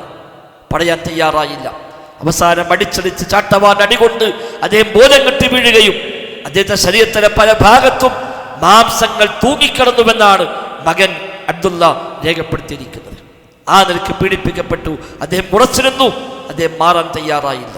ജീവൻ പോയാലും ശരി മാറ്റി പറയാൻ കഴിയില്ല, അള്ളാഹുവിന്റെ കലാമാണ് ഖുർആൻ എന്ന് അദ്ദേഹം ഉറപ്പിച്ചു പറഞ്ഞു. കാരണം അന്ന് അഹ്ലുസുന്നയും അല്ലാത്തയും വേർതിരിക്കുന്ന ഒരു അടിസ്ഥാന വിഷയം അതായിരുന്നു. ഖുർആൻ മഖ്ലൂഖാണെന്ന് പറഞ്ഞാൽ അവൻ അഹ്ലുസുന്നയല്ല, ഖുർആൻ കലാമാണെന്ന് പറഞ്ഞാൽ അവൻ അഹ്ലുസുന്നയാണ്. അന്ന് അതായിരുന്നു ഒരാള് വേർതിരിച്ചറിയാനുള്ള അന്നത്തെ ഒരു വലിയ ഐഡന്റിറ്റി അതായിരുന്നു. പിടിച്ചുകൊണ്ടുപോയ ആദ്യത്തെ ചോദ്യം അതാണ്, ഖുർആൻ കലാമാണോ മഖ്ലൂഖാണോ? മഖ്ലൂഖാന്ന് പറഞ്ഞാൽ അവൻ അഹ്ലുസുന്നയല്ല എന്ന് അവർക്ക് മനസ്സിലായി. കലാമാണെന്ന് പറഞ്ഞാൽ അവന്റെ വിശ്വാസം ശരിയല്ല എന്നാണ് മുദ്ര കുത്തപ്പെടുന്നത്. എന്തുകൊണ്ട് ഈ വിവാദം വന്നു? അള്ളാഹുവിന്റെ വിശേഷണങ്ങളെ സൃഷ്ടികളുടെ വിശേഷണവുമായി ബന്ധപ്പെടുത്തി അവർ ആലോചിച്ചു. അപ്പോൾ കലാം ഉണ്ടാകണമെങ്കിൽ ഹർഫും സൗത്തും വേണം, അതുണ്ടാകണമെങ്കിൽ ആന്തരിക അവയവങ്ങൾ വേണം. അതുകൊണ്ട് കലാം എന്ന് പറഞ്ഞാൽ അള്ളാഹിനെ സൃഷ്ടിയോട് തുല്യപ്പെടുത്തലായി. അവിടെ കലാമില്ല, കാരുണ്യമില്ല, റഹ്മത്തില്ല. റഹ്മത്തില്ല എന്നാണ് വിവാദിച്ചത്. കാരണം കാരുണ്യം എന്നത് ദൗർബല്യമാണ്. കാരുണ്യം എന്നത് ആ വികാരം അത് ദൗർബല്യമാണ്. ദയനീയമായ രംഗങ്ങൾ കാണുമ്പോൾ നമ്മുടെ മനസ്സറിയും. വളരെ ദയനീയമായ രംഗം കണ്ടാൽ പ്രയാസപ്പെടുന്ന, കട്ടപ്പെടുന്ന, അങ്ങേയറ്റം പരീക്ഷിക്കപ്പെട്ട ഒരാളെ കാണുമ്പോൾ നമ്മുടെ മനസ്സലിയും. ഒന്നും നൽകാത്തവനും വല്ലതും എടുത്തു കൊടുക്കും. അതൊരു കാരുണ്യമാണ്, റഹ്മത്താണ്. അത് ദൗർബല്യമാണ്. അയാൾ പറയും ഞാൻ കൊടുക്കാൻ വിചാരിച്ചതില്ല, പക്ഷേ അയാൾ ആ രംഗം കണ്ടപ്പോൾ കൊടുക്കാതിരിക്കാൻ കഴിഞ്ഞില്ല. ആ ദയനീയമായ രംഗം കണ്ടപ്പോൾ നൽകാതിരിക്കാൻ കഴിഞ്ഞില്ല. ഇതല്ലേ കാരുണ്യം? അപ്പൊ അല്ലാഹു തആലക്ക് കാരുണ്യമുണ്ടെന്ന് പറഞ്ഞാൽ അല്ലാഹു തആലക്ക് ദൗർബല്യമുണ്ടെന്ന് വരില്ലേ? അതുകൊണ്ട് റഹ്മത്ത് എന്ന വിശേഷണം അല്ലാഹു തആലക്കില്ല. ഇതാ മുഅ്തസിലികളുടെ നിലപാട്. ഇങ്ങനെ റബ്ബിന്റെ മുഴുവൻ വിശേഷണങ്ങളെയും അവർ നിഷേധിച്ചു. അശ്അരി മാതുരീദി നമ്മുടെ നാട്ടിൽ സമസ്തക്കാരൊക്കെ സ്വീകരിക്കുന്ന ഒരു മദ്ഹബ്, രണ്ടാമൊരു ത്വരീഖത്ത് അശ്അരി മാതുരീദി എന്നാ പറയുക. അബുൽ ഹസൻ അശ്അരി, അബൂ മൻസൂർ മാതുരീദി റഹിമഹുമുല്ലാ ആ 2 ഇമാമുമാരുടെ നിലപാടിലേക്ക് ചേർത്തിക്കൊണ്ടാണ് അതറിയപ്പെടുന്നത്. അവർക്കതുമായി യഥാർത്ഥത്തിൽ ബന്ധമില്ല. അശ്അരി ഇമാമ് ആദ്യം ആ നിലപാടുകാരനായിരുന്നു. പിന്നെ അദ്ദേഹം അതിലേക്ക് മാറി തൗബ ചെയ്ത് അഹ്ലുസുന്നയിലേക്ക് മടങ്ങിയവരാണ്. അവരെ പേരിൽ പ്രചരിപ്പിക്കപ്പെടുന്ന വിശ്വാസങ്ങൾ അത് മുഅ്തസിലിയത്തിന്റെ കുറച്ചുകൂടെ ഇപ്പുറത്തേക്ക്, എന്നാൽ അഹ്ലുസുന്നയുടെ അപ്പുറത്തേക്ക്. അതാണ് അശ്അരി മാതുരീദി വിശ്വാസ നിലപാടുകൾ. പല വിഷയത്തിലും അള്ളാഹുവിൻ്റെ 7 സിഫത്തുകളെ അതേപടി അംഗീകരിച്ചു. ബാക്കിയെല്ലാം വ്യാഖ്യാനിക്കുകയോ നിഷേധിക്കുകയോ ചെയ്തു അവർ. അല്ലാഹു തആലയുടെ 7 സിഫത്തുകൾ, അവന്റെ അറിവ്, അവന്റെ ഹയാത്ത്, അവന്റെ കലാമ്, സംഅ്, ബസർ തുടങ്ങിയ 7 സിഫത്തുകളെ അശ്അരികൾ അംഗീകരിച്ചു. ബാക്കിയുള്ളവയെല്ലാം ഒന്നുകിൽ വ്യാഖ്യാനിച്ചൊപ്പിച്ചു, അല്ലെങ്കിൽ നിഷേധിക്കാൻ തയ്യാറായി. എന്നിട്ട് അർത്ഥങ്ങൾ മാറ്റി, പദങ്ങൾ മാറ്റിപ്പോലും അവർ കൊണ്ടുവന്നു. അർ-റഹ്മാൻ അലൽ അർശി ഇസ്തവ, അല്ലാഹു അർശിൽ ഉപവിഷ്ടനായി എന്നത് ഒരു പറയും ഇസ്തവ എന്ന് പറഞ്ഞാൽ ഇസ്തവ എന്നല്ല, ഇസ്തൗല എന്നാണ്. അല്ലാഹു ഖുർആനിൽ പറയുന്നു ഇസ്തവ 7 പ്രാവശ്യം. ഇവര് പറയും അത് ഇസ്തവ എന്നല്ല, ഇസ്തൗല എന്നാണ് ഉദ്ദേശം. 7 പ്രാവശ്യം ഇസ്തവ എന്ന് പറഞ്ഞ അല്ലാഹു തആല ഒരു സ്ഥലത്ത് പോലും ഇസ്തൗല എന്ന് പറഞ്ഞില്ല. ഇസ്തൗല എന്ന് പറഞ്ഞാൽ ആധിപത്യം നേടി എന്നാണ്. ഇസ്തവ എന്ന് പറഞ്ഞാൽ ഉപവിഷ്ടനായി എന്നാണ്. അല്ലാഹു അർശിൽ ഉപവിഷ്ടനായി എന്ന് പറയാൻ പാടില്ല, അല്ലാഹു അർശിന്റെ അധികാരം കൈയിലാക്കി എന്ന് പറയണമെന്നാണ്. അർശിന്റെ മാത്രമല്ലല്ലോ, എല്ലാത്തിനെയും അധികാരം അല്ലാഹുവിനല്ലേ. ആകാശങ്ങളുടെയും ഭൂമിയുടെയും മുഴുവത്തിന്റെയും അധികാരം റബ്ബിനാണ്. അർശ് മാത്രം പ്രത്യേകം എടുത്തു പറയേണ്ട കാര്യമില്ല. അതിൽ അർശ് ഇസ്തവ എന്ന് പ്രയോഗിച്ചത് അധികാരം അല്ലാഹുവിനാണ് എന്ന അർത്ഥത്തിലല്ല, ഇസ്തവ എന്ന ലാഹിറായ ബാഹ്യമായ അർത്ഥത്തിൽ തന്നെയാണ്. പക്ഷെ എങ്ങനെയാണ് നമുക്കറിയില്ല, അല്ലാഹു അഅലം. അശ്അരികൾ അത് അംഗീകരിക്കുന്നില്ല. രാത്രിയുടെ അവസാന സമയത്ത് അല്ലാഹു തആല 1-ാം ആകാശത്തേക്ക് ഇറങ്ങും, ചോദിക്കും, ആരുണ്ട് എന്നോട് ചോദിക്കാൻ, ഞാൻ ഉത്തരം നൽകാം. ആരുണ്ട് എന്നോട് പ്രാർത്ഥിക്കാൻ, ഞാൻ ഉത്തരമേകാം എന്ന് അല്ലാഹു തആല പറയുമെന്ന് ധാരാളം ഹദീസിൽ സ്ഥിരപ്പെട്ടു വന്ന കാര്യമാണ്. 40ഓളം സ്വഹാബിമാരാണ് ആ ഹദീസ് ഉദ്ധരിക്കുന്നത്. ആ ഹദീസിലാണ് പഠിപ്പിക്കപ്പെട്ടത് യൻസിലു റബ്ബുനാ തബാറക വ തആല. എന്നാൽ അശ്അരികൾ പറയും അല്ലാഹു ഇറങ്ങും എന്ന് പറയാൻ പാടില്ല, അള്ളാഹുവിന്റെ കൽപ്പന ഇറങ്ങും, അള്ളാഹുവിന്റെ റഹ്മത്ത് ഇറങ്ങും എന്നൊക്കെയാണ് അവിടെ ഉദ്ദേശം. അള്ളാഹു ഇറങ്ങുമെന്ന് പറഞ്ഞുകൂടാ. ഇങ്ങനെ അവർക്ക് ഉൾക്കൊള്ളാൻ പറ്റാത്തതിനെ വ്യാഖ്യാനിച്ചു കൊണ്ടുപോയി, അല്ലാത്തതിന് 7 എണ്ണത്തെ മാത്രം അവർ അംഗീകരിച്ചു. അതാണ് അശ്അരി മാതുരീദി നിലപാടുകൾ. മറ്റു ചില സംഘങ്ങൾ സൃഷ്ടികളെ സൃഷ്ടാവിനോട് തുല്യപ്പെടുത്തി. സൃഷ്ടികൾ വലിയ വലിയ സ്ഥാനത്തേക്ക് എത്തിയാൽ സൃഷ്ടാവിലേക്ക് ലയിച്ച് സൃഷ്ടാവിന്റെ അംശങ്ങൾ അവർക്കുണ്ടാകുമെന്ന് വാദിക്കുന്നവർ. അതിൽപ്പെട്ടതാണ് സൂഫികൾ, തസവുഫുകാർ. സൃഷ്ടികൾ ഇബാദത്ത് ചെയ്ത് അവർ ഉയർന്നുയർന്ന് പോയി അള്ളാഹുലേക്ക് ലയിക്കുമെന്നാണ്. ഫനാ പ്രാപിക്കുക എന്നാ പറയുക, നശിക്കുക എന്നാ ഫനാ. ജദബിന്റെ ഹാൻ എന്നാ പറയുക. ജദബ് എന്നാൽ ആകർഷണം എന്നാണ്. ഇരുമ്പും കാന്തവും ആകർഷിക്കുന്ന പോലെ സൃഷ്ടിയും സൃഷ്ടാവും തമ്മിൽ ആകർഷിക്കുമത്രേ. അല്ല, ആകർഷിച്ച് ഈ സൃഷ്ടി ആ സൃഷ്ടാവിലേക്ക് ലയിച്ച് സൃഷ്ടാവിന്റെ ഭാഗമായി മാറുന്നു. ഉപ്പ് വെള്ളത്തിൽ ലയിക്കുന്ന പോലെ സൃഷ്ടി സൃഷ്ടാവിലേക്ക് ലയിക്കുന്നു. അതാ മൗലിദ് കിതാബിലൊക്കെ പറഞ്ഞത് ലാ മൗജൂദ ഇല്ലല്ലാഹ്, അല്ലാഹു അല്ലാതെ യാതൊന്നുമില്ല. അല്ലാഹു അല്ലാതെ യാതൊന്നുമില്ല, എല്ലാം അല്ലാഹുവാണ്, ഉള്ളതെല്ലാം അല്ലാഹുവാണ്. ഉജൂദിയ്യത്ത് എന്നത്, ഉണ്മ എന്നത് അല്ലാഹു തആലക്ക് മാത്രമേ ഉള്ളൂ. സൃഷ്ടിക്കൊന്നും ഉണ്മയില്ല, അസ്തിത്വമില്ല. സൃഷ്ടികളൊക്കെ അസ്തിത്വമില്ലാത്തവരാണ്. അതൊക്കെ സൃഷ്ടാവിന്റെ ഭാഗമാണ്. സൃഷ്ടാവിലേക്ക് ലയിച്ച് ഇല്ലാതായി പോകുന്നുവെന്നാണ്. പിന്നെ സൃഷ്ടി സൃഷ്ടാവ് എന്ന വ്യത്യാസമില്ല. സൃഷ്ടി സൃഷ്ടാവ് എന്ന വ്യത്യാസമില്ല. അതാ ജീവിത ലക്ഷ്യമായി ത്വരീഖത്തുകാർ പഠിപ്പിക്കുന്നത്. ത്വരീഖത്തിലെ ശൈഖിന്റെ കയ്യും പിടിച്ച് ബൈഅത്ത് ചെയ്യുമ്പോൾ കാണിച്ചു കൊടുക്കുന്ന ലക്ഷ്യം അതാണ്. കയറി കയറി കയറി പോയി അള്ളാഹുവിന്റെ സാമീപ്യം നേടി അള്ളാഹുലേക്ക് ലയിച്ച് ഇല്ലാതായി പോകണം. പിന്നെ സൃഷ്ടി സൃഷ്ടാവ് എന്ന വ്യത്യാസമില്ലാതാകണം. അപ്പോൾ ദൈവികമായ അംശങ്ങൾ അവൻ ഉണ്ടാകുമെന്നാണ്. അവൻ ദൈവത്തിലേക്ക് ലയിക്കുമെന്നാണ്. മറ്റൊരു വിഭാഗം പറഞ്ഞത് അള്ളാഹു അവനിലേക്ക് ഇറങ്ങുമെന്നാണ്. സൂഫികൾ 2 വിഭാഗമാണ്, അൽ ഹുലൂൽ വൽ ഇത്തിഹാദ്. ഹുലൂൽ വാദക്കാർ സൃഷ്ടാവ് സൃഷ്ടിയിലേക്ക് ഇറങ്ങി വരുമെന്ന് വാദിക്കുന്നവർ. ഇത്തിഹാദുകാർ സൃഷ്ടി സൃഷ്ടാവിലേക്ക് ലയിക്കുമെന്ന് വാദിക്കുന്നവർ. ഒന്ന്, അള്ളാഹു ഇങ്ങോട്ട് സൃഷ്ടിയിൽ അവതരിക്കുന്നു, സൃഷ്ടിയിലേക്ക് ആ അള്ളാഹു തആല ഇറങ്ങി വരുന്നു. മറ്റൊന്ന്, സൃഷ്ടി അള്ളാഹുലേക്ക് അങ്ങോട്ട് ചെന്ന് അള്ളാഹുലേക്ക് ലയിച്ച് സൃഷ്ടി എന്നത് ഇല്ലാതായി മാറുന്നു. അപ്പോൾ രണ്ടിനെയും റിസൾട്ട് എന്താണ്? ഒറ്റൊന്നായി മാറുക. ലാ മൗജൂദ ഇല്ലല്ലാഹ്, അള്ളാഹു അല്ലാതെ യാതൊന്നുമില്ല, എല്ലാം അല്ലാഹ് മാത്രം, എല്ലാം അല്ലാഹ് മാത്രം, അള്ളാഹു അല്ലാത്ത ഒന്നുമില്ല, പ്രപഞ്ചം തന്നെയുമില്ല, എല്ലാം പടച്ചോനാണ്, എല്ലാം പടച്ചോനാണ്, എല്ലാത്തിനും അല്ലാഹുണ്ട്, എല്ലാം ദൈവത്തിന്റെ അംശമാണ് എന്ന് പറയുന്ന അവസ്ഥയിലേക്ക് അവർ മാറുന്നു. എല്ലാം എൻ്റെ ഇലാഹാണ് എന്ന് പാടിയവർ സൂഫികളിൽ കാണാൻ കഴിയും. എല്ലാം നമ്മുടെ ഇലാഹുകളാണ്. നായയും പന്നിയും പോലും നമ്മുടെ ഇലാഹ് തന്നെയാകുന്നു എന്ന് പാട്ട് പാടിയവർ അതൊക്കെ ദൈവത്തിന്റെ അംശങ്ങളായി കണക്കാക്കുന്നു. ലാ മൗജൂദ ഇല്ലല്ലാഹ്, അല്ലാഹു അല്ലാതെ യാതൊന്നുമില്ല എന്നാണ് അവർ ആശയമായി സ്വീകരിച്ചത്. അത് രണ്ടിനും മധ്യയാണ് അഹ്ലുസുന്ന പറയുന്ന ലാ ഇലാഹ ഇല്ലല്ലാഹ്. അല്ലാഹു തആലയോട് തുല്യമാകുന്ന ഒരു മേഖലയുമില്ല, അല്ലാഹു തആല സൃഷ്ടിയോട് സാദൃശ്യപ്പെടുന്ന രംഗവുമില്ല. അതാണ് മിൻ ഗൈരി തക്യീഫിൻ, രൂപം പറയാതെ വലാ തസ്ബീഹിൻ സാദൃശ്യപ്പെടുത്താതെ, വലാ തംസീലിൻ ഉദാഹരണങ്ങൾ പറയാതെ, വലാ തഅതീലിൻ നിഷേധിക്കാതെ, ഇംറാറുഹ കമാ ജാഅത് എങ്ങനെയാണോ അല്ലാഹും റസൂലും പറഞ്ഞത് അങ്ങനെ സ്വീകരിക്കുക. അല്ലാഹും റസൂലും അല്ലാഹുവിനെ കുറിച്ച് പരിചയപ്പെടുത്തിയതോ അത് അംഗീകരിക്കുക. ഖുർആനിലും ഹദീസിലും അല്ലാഹുവിനെ പറ്റി എന്തൊക്കെ പറഞ്ഞോ അതെല്ലാം അപ്പടി സ്വീകരിക്കുന്നു. നമ്മുടെ വകയായി അതിന് വ്യാഖ്യാനം പറയാൻ പോകേണ്ടതില്ല. നമ്മുടെ വകയായി ഉദാഹരണങ്ങൾ പറയാൻ പോകാൻ പറ്റില്ല. നമ്മുടെ വകയായി അതിന് ഏതെങ്കിലും മറ്റൊന്നിനോട് സാദൃശ്യപ്പെടുത്താൻ പാടില്ല. നമുക്ക് ഉൾക്കൊള്ളാൻ കഴിയാത്തത് കൊണ്ട് ഏതെങ്കിലും ഒന്നിനെ നിഷേധിക്കാനും പാടില്ല. അല്ലാഹും റസൂലും പഠിപ്പിച്ചത് അപ്പടി സ്വീകരിക്കുക. അല്ലാഹും റസൂലും അല്ലാഹുവിനെ കുറിച്ച് പറയാത്ത ഒന്ന് സ്ഥാപിക്കാനും പാടില്ല, നിഷേധിക്കാനും പാടില്ല. അല്ലാഹു തആല ഇങ്ങനെയാണ് എന്ന് പറയണമെങ്കിൽ തെളിവ് വേണം. അല്ലാഹു ഇങ്ങനെ അല്ല എന്ന് പറയാനും തെളിവ് വേണം.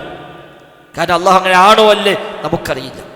അല്ലാഹുവിനെ പറ്റി പറയേണ്ട അല്ലാഹു തആലയാണ്. അവന്റെ വഹ്യ് പ്രകാരം പ്രവാചകരാണ്.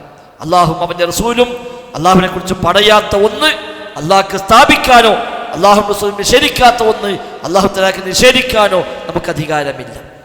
റബ്ബിന്റെ ഏതെങ്കിലും കാര്യം നിഷേധിക്കാൻ പാടില്ല, ഏതെങ്കിലും സ്ഥാപിക്കാനും പാടില്ല. രണ്ടിനും തെളിവ് വേണം. അതാ പ്രത്യേകത. അല്ലാഹു തആലക്ക് ഒരു കാര്യം സ്ഥാപിക്കണമെങ്കിൽ തെളിവ് വേണം. ഒരു കാര്യം അല്ലാഹുക്ക് ഇല്ല എന്ന് പറയണമെങ്കിൽ അതിനും തെളിവ് വേണം. അല്ല നമ്മളെങ്ങനെയാണ് ഇല്ലെന്ന് പറയുക, നമ്മളെങ്ങനെയാണ് ഉണ്ടെന്ന് പറയുക? അള്ളാഹുവിനെ കുറിച്ച് അള്ളാഹു എങ്ങനെയാണ് നമുക്കറിയില്ലല്ലോ. അതുകൊണ്ട് അല്ലാഹു തആലയെ പറ്റി അല്ലാഹു തആല പറയണം, അവന്റെ വഹ്യ് പ്രകാരം അവന്റെ റസൂല് പറയണം. അതാണ് യഥാർത്ഥ ലാ ഇലാഹ ഇല്ലല്ലാഹ്. എല്ലാ അർത്ഥത്തിലും അല്ലാഹു തആല ഏകത്വത്തെ അംഗീകരിക്കുക. അവന്റെ നാമങ്ങളിൽ, വിശേഷണങ്ങളിൽ, ആരാധ്യയിൽ, അവന്റെ രക്ഷാകർത്തൃത്വത്തിൽ എല്ലാത്തിനുമുള്ള ഏകത്വം എല്ലാ അർത്ഥത്തിലും അല്ലാഹു തആല ഏകനാണെന്ന് അംഗീകരിക്കലാണ് ലാ ഇലാഹ ഇല്ലല്ലാഹ്. അല്ലാതെ അല്ലാഹ്ക്ക് മാത്രം ഇബാദത്ത് എടുക്കാൻ പറ്റുള്ളൂ എന്ന് വാദിച്ചുകൊണ്ട് മാത്രം ലാ ഇലാഹ ഇല്ലല്ലാഹ് പൂർത്തിയാകുന്നില്ല. എല്ലാ അർത്ഥത്തിലും അല്ലാഹു തആല ഏകനാണ്. എവിടെയും സൃഷ്ടിയോട് സാദൃശ്യപ്പെടുന്നില്ല. എവിടെയും അല്ലാഹു തആലക്ക് പങ്കുകാരില്ല. ഒരർത്ഥത്തിനും തുല്യന്മാരില്ല. ഒന്നിനുമില്ല, ഒരു കാര്യത്തിലുമില്ല. അതാണ് ഫലാ തജ്അലു ലില്ലാഹി അൻദാദ വഅൻതും തഅലമൂൻ. സൂറത്ത് ബഖറയിലെ 22-ാമത്തെ വചനം. ഫലാ തജ്അലു ലില്ലാഹി അൻദാദ, അല്ലാഹു തആലക്ക് നിങ്ങൾ തുല്യന്മാരെ ഉണ്ടാക്കരുത്, പങ്കുകാരെ നിങ്ങൾ ഉണ്ടാക്കരുത്. അല്ലാഹുക്ക് പങ്കുകാരില്ല. വഹ്ദഹു ലാ ശരീക ലഹ്, അല്ലാഹു ഏകനാണ്, അവന് പങ്കുകാരില്ല. ഏതിലാ പങ്കുകാരില്ലാത്തത്? ഒന്നിനുമില്ല. നാമങ്ങളിൽ ഇല്ല, വിശേഷങ്ങളിൽ ഇല്ല, പ്രവൃത്തികളിൽ ഇല്ല, സത്തയിലില്ല, ആരാധനയിലില്ല, ഒരു കാര്യത്തിലും ലാ ശരീക ലഹ്, അവന് പങ്കുകാരില്ല. പിന്നെ മനുഷ്യൻ പങ്ക് ചേർക്കലാണ്. പങ്കില്ല, ശിർക്കില്ല. ശിർക്ക് സാങ്കല്പികമാണ്. മനുഷ്യൻ സ്ഥാപിക്കുകയാണ് അല്ലാഹുവിനെ പോലെ കാണുമെന്ന്, അല്ലാഹുവിനെ പോലെ കേൾക്കുമെന്ന്, അല്ലാഹ് പ്രവർത്തിക്കുമ്പോൾ പ്രവർത്തിക്കുമെന്ന്, അല്ലാഹ് അറിയും പോലെ അറിയുമെന്ന്, ലോകത്ത് എവിടെ വിളിച്ചാലും കേൾക്കുമെന്ന് മനുഷ്യൻ സങ്കല്പിക്കുകയാണ്. യാഥാർത്ഥ്യമല്ല. വല്ലാ നിലത്തീനുമെന്നെ വിളിപ്പോർക്ക് ബൈബിൾ അത് തീരം ചെയ്യും ഞാനെന്നോവർ എന്ന് മുഹീദ്ദീൻമാരെ കാണാം. ഏത് സ്ഥലത്ത് നിന്ന് ആര് വിളിച്ചാലും ശരി, വായ പൂടും മുമ്പ് ഞാൻ ഉത്തരം ചെയ്യാമെന്ന് ശൈഖ് പറഞ്ഞു എന്ന് ആളുകൾ വിശ്വസിക്കുകയാണ്. അതില്ല, അത് സംഭവ്യമല്ല. ലോകം മുഴുവൻ അങ്ങനെ വിശ്വസിച്ചാലും അതുണ്ടാവുകയില്ല. ലോകത്തിന് മൊത്തം വിശ്വസിച്ചു, എല്ലാ മനുഷ്യരും അത് വിശ്വസിച്ചു, എന്നാലും അത് യാഥാർത്ഥ്യമാവുകയില്ല, അത് ഉണ്ടാവുകയില്ല. അല്ലാഹു തആല മാത്രമാണ് ആ ഒരു അർത്ഥത്തിൽ സമീഅ ആയിട്ടുള്ളവൻ, അലീമായിട്ടുള്ളവൻ. അല്ലാഹു തആല സമീഅ അല്ല എന്ന് എല്ലാവരും കൂടി വിശ്വസിച്ചു, എന്നാൽ സമീഅ അല്ലാതാകുമോ? ഇല്ല. അല്ലാഹു സമീഅ ആണ് എന്ന് ലോകത്തിലൊരാളും അംഗീകരിച്ചില്ല, എന്നാലും അല്ലാഹു തആല സമീഅ അല്ലാതാവുകയുമില്ല. ശിർക്ക് എന്നത് സങ്കല്പമാണ്, മനുഷ്യൻ സ്ഥാപിക്കുകയാണ്, യഥാർത്ഥത്തിൽ ഇല്ല. അതുകൊണ്ട് ഫലാ തജ്അലു ലില്ലാഹി അൻദാദ, അല്ലാഹു തആലക്ക് നിങ്ങൾ അൻദാദിനെ, തുല്യന്മാരെ, പങ്കുകാരെ നിങ്ങൾ ഉണ്ടാക്കരുത്. മനുഷ്യൻ ഉണ്ടാക്കലാണ്. പ്രതിമകളായി, വിഗ്രഹങ്ങളായി, ദർഗകളായി, ജാറങ്ങളായി, പുണ്യപുരുഷന്മാരായി, അമ്പിയാക്കളായി, ഔലിയാക്കന്മാരായി, പല പേരുകളിൽ അല്ലാഹുക്ക് തുല്യന്മാരായ പലരെയും മനുഷ്യൻ സങ്കല്പിച്ചുണ്ടാക്കുന്നു. അല്ലാതെ അല്ലാഹു തആല അത് പഠിപ്പിച്ചിട്ടില്ല, അവന്റെ റസൂൽ സ്വല്ലല്ലാഹു അലൈഹി വസല്ലം തങ്ങൾ അത് പഠിപ്പിച്ചിട്ടില്ല. എന്ന് മാത്രമല്ല, നേരെ തിരിച്ചാണ് പഠിപ്പിച്ചത്. റബ്ബിനോട് സാദൃശ്യപ്പെടുന്ന വല്ല പദപ്രയോഗങ്ങളും ആരെങ്കിലും പ്രയോഗിച്ചാൽ പോലും നബി തങ്ങൾ തിരുത്തി കൊടുത്തു, ശരിയല്ലെന്ന് പറഞ്ഞുകൊണ്ട്. മാഷാ അല്ലാഹു വശിഅത യാ റസൂലല്ലാഹ്, അല്ലാഹു റസൂലോട് ഒരാൾ വന്ന് പറയുകയാണ്, നബിയെ താങ്കളും അല്ലാഹും ഉദ്ദേശിച്ചതാണ് സംഭവിക്കുക, നിങ്ങളും അല്ലാഹും എന്തുദ്ദേശിച്ചു അതുണ്ടാകും. നബി തങ്ങളെ പ്രതികരണം, നീ എന്നെ അള്ളാഹ്ക്ക് തുല്യമാക്കുകയാണോ? അജഅൽതനി ലില്ലാഹി നിദ്ദ, നീ എന്നെ അള്ളാഹുവിന് തുല്യനാക്കുകയാണോ എന്നാ ചോദിച്ചത്. മശീഅത്തിൽ പോലും, ഉദ്ദേശമെന്ന വിശേഷണത്തിൽ പോലും തുല്യപ്പെടുത്താൻ പാടില്ല എന്നർത്ഥം. അതാണ് മാഷാ അല്ലാഹ് വശിഅത്ത, അള്ളാഹിന്റെ മശീഅത്ത്. അല്ലാഹു തആലക്ക് ഉദ്ദേശമുണ്ട്. അള്ളാഹിന്റെ ഉദ്ദേശം എന്ന വിശേഷണത്തിൽ നബി തങ്ങളെ പങ്കുചേർക്കുന്ന ഈ പദത്തിലൂടെ നമുക്ക് ഉദ്ദേശമില്ലേ? ഉണ്ട്. നമ്മുടെ ഉദ്ദേശം സ്വതന്ത്രമല്ല, നമ്മുടെ ഉദ്ദേശം പരിപൂർണമല്ല, നമ്മുടെ ഉദ്ദേശം ഒരുപാട് പരിമിതമാണ്. വമാ തശാഊന ഇല്ല അൻ യശാ അല്ലാഹ്, അള്ളാഹു ഉദ്ദേശിച്ചാലല്ലാതെ നിങ്ങൾ ഉദ്ദേശിക്കുകയില്ല. നമുക്ക് ഉദ്ദേശിക്കണമെങ്കിൽ അള്ളാഹിന്റെ ഉദ്ദേശം വേണം. ഒരു കാര്യം ഉദ്ദേശിക്കണമെങ്കിൽ അല്ലാഹു തആലയുടെ ഉദ്ദേശം വേണം. അവന്റെ ഇറാദത്ത്, അവന്റെ മശീഅത്ത്, അതൊക്കെ പ്രധാനമാണ്. അമാനി മൗലവി റഹ്മത്തുള്ളാഹി ഈ ആയത്തിന്റെ വ്യാഖ്യാനത്തിൽ വിശദമായ ഒരു കുറിപ്പ് നൽകി അത് വിശദീകരിക്കുന്നത് കാണാൻ കഴിയും. വമാ തശാഊന ഇല്ല അൻ യശാ അല്ലാഹ് എന്ന ആയത്തിന്റെ തഫ്സീറിൽ മുഹമ്മദ് അമാനി മൗലവി റഹ്മത്തുള്ളാഹി 4-ാം വാള്യത്തിൽ വളരെ വിശദമായി അള്ളാഹിന്റെ ഇറാദത്ത്, അവന്റെ മശീഅത്ത്, അതിന് കൗനിയായത്, ശർഈയായത്, പ്രാപഞ്ചികമായത്, മതപരമായത് എന്നൊക്കെ വേർതിരിക്കുന്നുണ്ട്. അവന്റെ ഇതിന്, അവന്റെ അനുമതി, അവനനുസരിച്ച വ്യവസ്ഥ ഒക്കെ അതിന്റെ ഭാഗമാണ്. ഇതിനുൽ കൗനി, ഇതിനുൽ ശർഈ, ഇറാദത്തുൽ കൗനി, ഇറാദത്തുൽ ശർഈ എന്നൊക്കെ അമാനി മൗലവി റഹ്മത്തുള്ളാഹി രണ്ടാക്കി വേർതിരിച്ചത് കാണാൻ പറ്റും. അള്ളാഹുവിന്റെ ഇതിന് എന്ന പദം പലപ്പോഴും തെറ്റി നീക്കലുണ്ട്.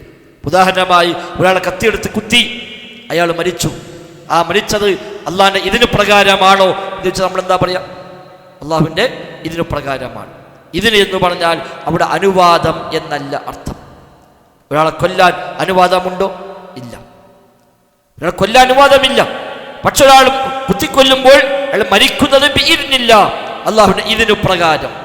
എന്താണ് ഇതിന്? അനുവാദം എന്നല്ല, അള്ളാഹു നിശ്ചയിച്ച വ്യവസ്ഥ പ്രകാരം. കത്തി കൊണ്ട് കുത്തിയാൽ പരിക്കേൽക്കുകയും മരിക്കുകയും ചെയ്യാൻ അള്ളാഹു ദുനിയാവിൽ നിശ്ചയിച്ച വ്യവസ്ഥയാണ്.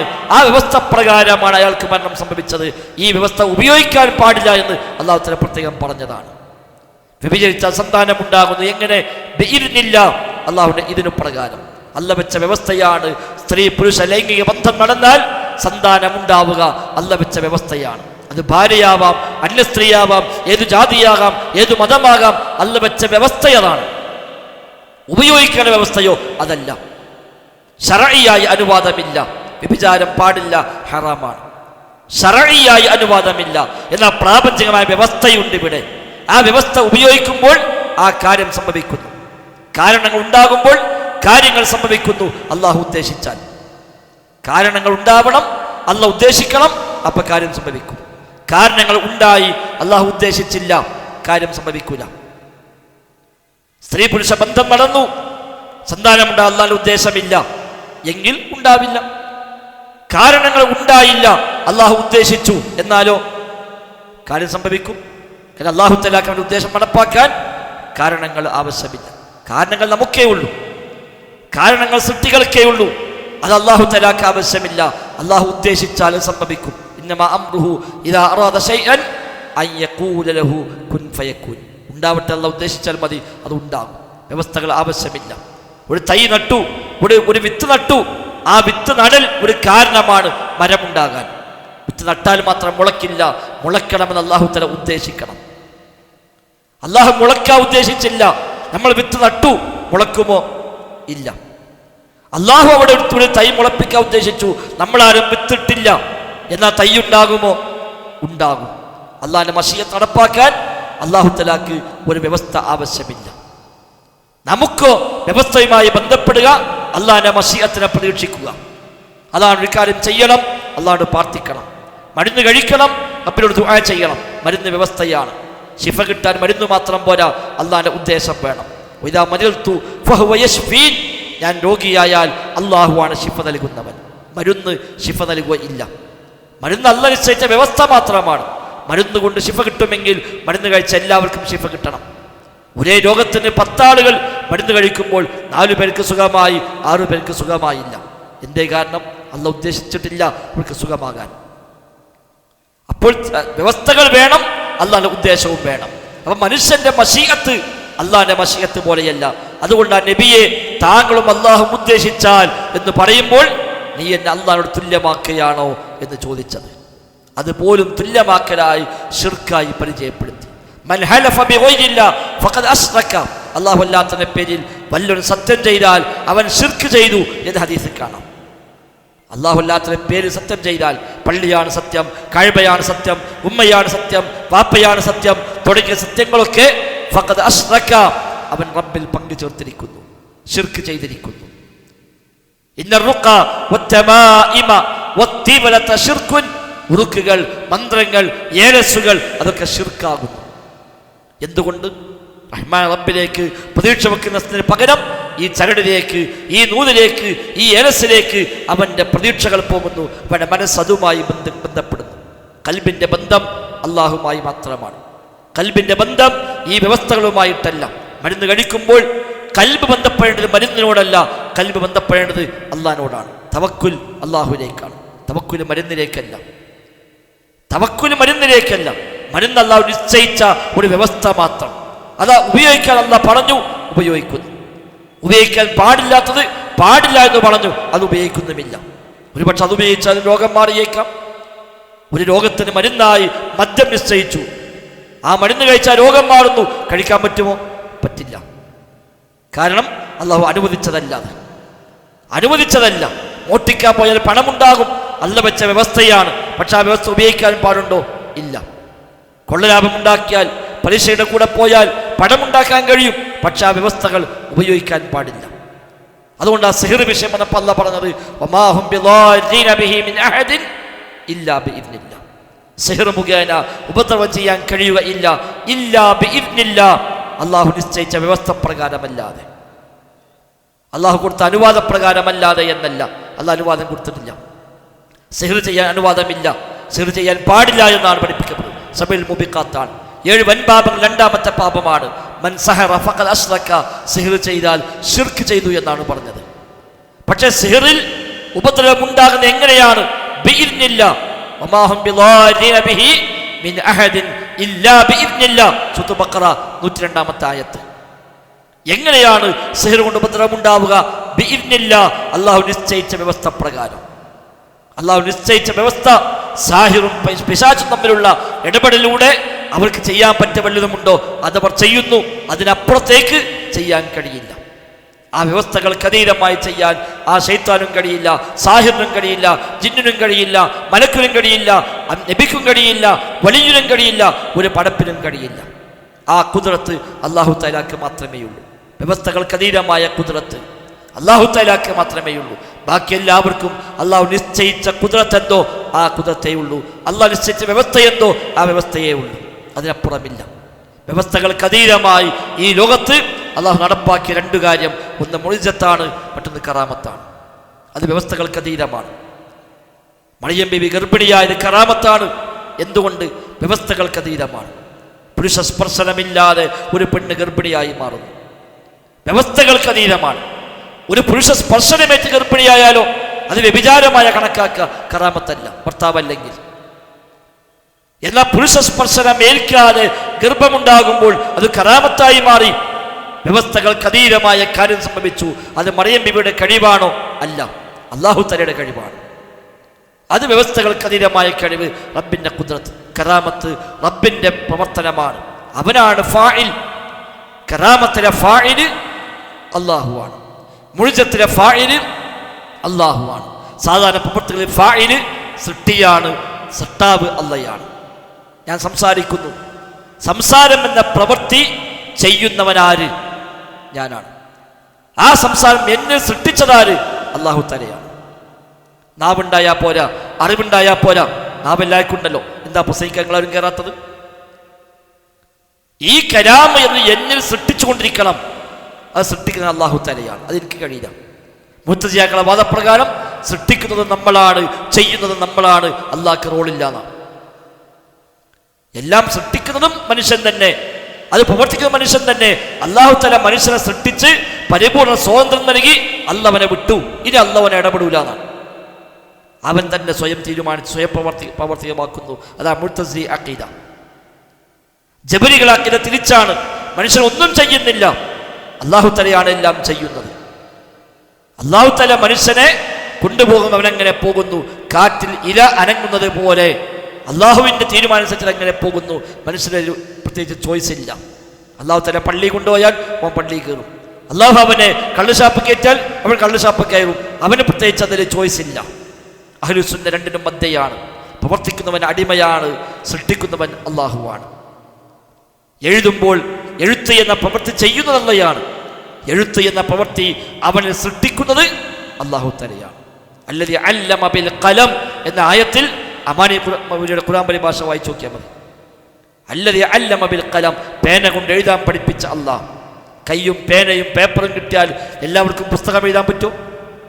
കൈയുണ്ട്, പേനയുണ്ട്, എഴുതാൻ പേപ്പറുണ്ട്. എന്താ നിങ്ങളാരും ലേഖനം എഴുതാത്തത്? എന്താ ആരും പുസ്തകം എഴുതാത്തത്? അപ്പൊ ഇത് മാത്രം പോരാ, അള്ളാഹുവിൻ്റെ ഒരു ഇടപെടൽ അതിൽ ആവശ്യമുണ്ട്. അതാണ് അല്ലദീ അല്ലമ ബിൽ ഖലം, പേന കൊണ്ട് എഴുതാൻ പഠിപ്പിച്ച അല്ലാഹു തആല. എന്നാൽ മുഅ്ജിസത്ത് കറാമത്തിൽ ചെയ്യുന്നവൻ അള്ളയാണ്, സൃഷ്ടിക്കുന്നവനും അള്ളയാണ്. ചെയ്യുന്നവൻ അല്ലാഹ്, സൃഷ്ടിക്കുന്നവനും അല്ലാഹ്. ഈ മനുഷ്യൻ ഒരു നിമിത്തമായി മാറിയെന്ന് മാത്രം. അയാളിലൂടെ അള്ളാഹു നടപ്പാക്കി എന്നേ ഉള്ളൂ. മറിയം ബീബി ഗർഭിണിയായതിൽ മറിയം ബീബിയുടെ പ്രത്യേകിച്ച് പ്രവർത്തനങ്ങളൊന്നുമില്ല, അവരുടെ ഇടപെടലില്ല. അള്ളാഹു തആല നേരിട്ട് നടപ്പാക്കിയ ഒരു കാര്യമാണത്. അവർക്കതിൽ റോളില്ല. അതുകൊണ്ടാണ് ഞാൻ മരിച്ചുപോയെങ്കിൽ എത്ര നന്നായിരുന്നു എന്ന് അവർ വിഷമിച്ചുവെന്ന് ഖുർആൻ എടുത്തു പറഞ്ഞത്. മൂസാ നബി സ്വല്ലല്ലാഹു അലൈഹി വസല്ലം വടി താഴെ ഇടുമ്പോൾ സർപ്പമായി മാറുന്നു. ആ വടി സർപ്പമായി മാറിയതിൽ മൂസാ നബിക്ക് വല്ല റോളുമുണ്ടോ? ഒരു റോളുമില്ല.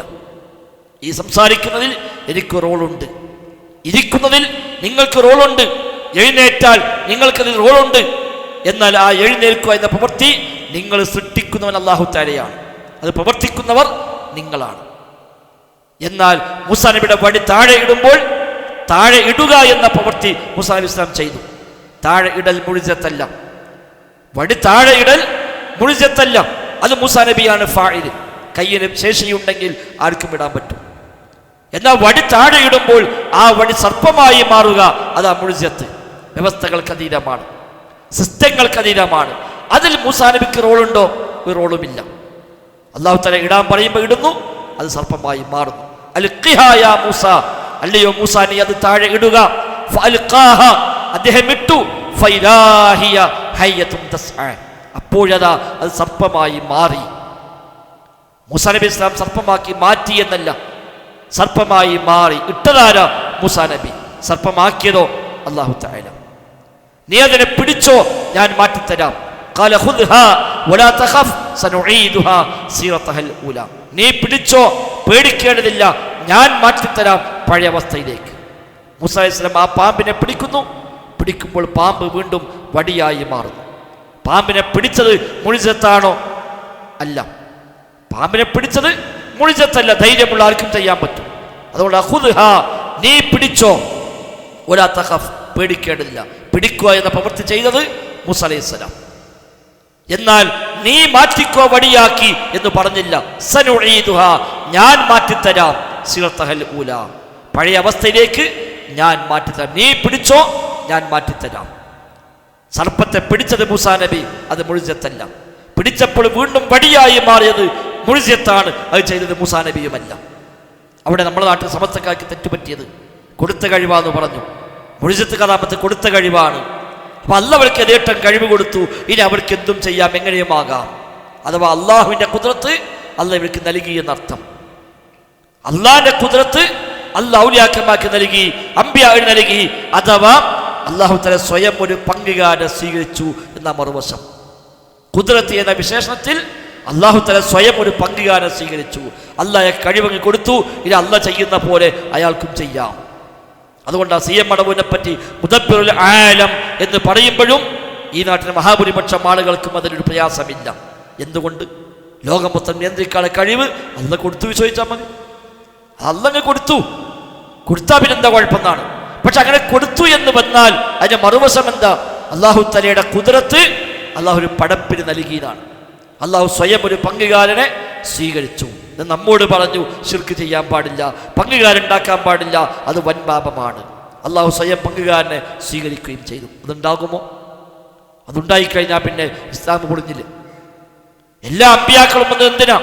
അല്ലാഹു അല്ലാതെ ഇലാഹില്ല, അവൻ ഏകനാണ്, പങ്കുകാരില്ല എന്ന് പഠിപ്പിക്കാനാണ്. അല്ലാഹുത്തആല അപ്പുറത്ത് കുറെ പങ്കുകാരെ സ്വയം സ്വീകരിക്കുകയും ചെയ്യുക. ഇത് വൈരുദ്ധ്യമല്ലേ? അതുണ്ടാവില്ല. അവന്റെ ഖുദ്റത്ത് ഒരാൾക്കും നൽകുന്നില്ല, അവന്റെ സമഅ് ഒരാൾക്കും നൽകുന്നില്ല, അവന്റെ ബസർ ഒരാൾക്കും നൽകുന്നില്ല. ലൈസ കമിസ്ലിഹി ഷൈ, അവനെപ്പോലെ യാതൊന്നുമില്ല. വലം യകുൽ ലഹു കുഫുവൻ അഹദ്, തുല്യനായി ആരും തന്നെ ഇല്ല. അള്ളാഹിന്റെ ഖുദ്റത്ത് അള്ളാഹ്ക്ക് മാത്രം. സൃഷ്ടികൾക്കെല്ലാം അള്ളാഹു നിശ്ചയിച്ചത് വ്യവസ്ഥയുമായി ബന്ധപ്പെടൽ മാത്രം. അത് ചെയ്യാൻ കഴിയും. അത് തടസ്സമില്ലെങ്കിൽ അള്ളാഹു തആല പിൻവലിച്ചാൽ അതുമില്ലാതാകും. നമ്മളെ കണ്ണുകൊണ്ട് എന്തും കാണാം, അള്ളാഹു നിശ്ചയിച്ച വ്യവസ്ഥയാണ്. ആ കാഴ്ച അള്ളാഹു പിൻവലിച്ചാലോ അവസാനിച്ചു. എന്നതുപോലെ കൊടുത്തിട്ട കഴിവല്ല കറാമത്ത് മുഅ്ജിസത്ത്. അത് അല്ലാഹു തആല നേരിട്ട് നടപ്പാക്കുന്ന കാര്യമാണ്. അല്ലാഹു തആലയാണ് ഫാഇൽ, അവനാണ് നടപ്പാക്കുന്നത്, അവനാണ് പ്രാവർത്തികമാക്കുന്നത്. അവൻ ഉദ്ദേശിച്ച വ്യക്തിയിലൂടെ നടപ്പാക്കി എന്ന് മാത്രം. അത് നബിയുടെ പുറത്തു വരുമ്പോൾ മുഅ്ജിസത്ത് എന്ന് പറയും. നബി അല്ലാത്ത ആളിലൂടെ വന്നാൽ കറാമത്ത് എന്ന് പറയും. സ്വാലിഹായ മനുഷ്യനാണെങ്കിൽ, ദുഷിച്ചവനാണെങ്കിലോ കറാമത്ത് എന്നും പറയില്ല, പേര് മാറും. ദജ്ജാൽ അത്ഭുതം കാണിക്കുമെന്നാണല്ലോ. മഴ വർഷിക്കാൻ ദജ്ജാൽ ആവശ്യപ്പെട്ടാൽ മഴ പെയ്യും. അതും കറാമത്തല്ല, അത് പരീക്ഷണമായി അള്ളാഹു നിശ്ചയിച്ചതാണ്. അടിമകൾക്ക് പരീക്ഷണമായി അള്ളാഹു നിശ്ചയിച്ചു. അവൻ ആവശ്യപ്പെടുമ്പോൾ അള്ളാഹ് മഴ വർഷിപ്പിച്ചു കൊടുക്കുന്നു. അത് അടിമകൾക്ക് പരീക്ഷണമാണ്, അല്ലാതെ അവിടെ അവർ കറാമത്തുണ്ട് എന്നല്ല. ഇഹാനത്തുണ്ടാവാം, ഇർഹാസാത്തുണ്ടാകാം, അതിന് വ്യത്യസ്തമായ വകഭേദങ്ങളാണതൊക്കെ. സാഹിറുമാർ അത്ഭുതം കാണിക്കുന്നുണ്ട്, മജീഷ്യന്മാർ അത്ഭുതം കാണിക്കുന്നുണ്ട്, തോന്നിയവാസികളായ ഒരുപക്ഷെ ആൾ ദൈവങ്ങൾ രംഗത്ത് വരുന്ന ആളുകൾ അത്ഭുതങ്ങൾ കാണിക്കുന്നുണ്ട്. ചിലത് തട്ടിപ്പാകാം, ചിലത് പൈശാചികമാകാം, ചിലത് അള്ളാഹു നൽകുന്ന ചില പരീക്ഷണങ്ങളുമാകാം. മുസൈലിമത്തുൽ കദ്ദാബ് അത്ഭുതം കാണിച്ചിരുന്നുവെന്നാണ്.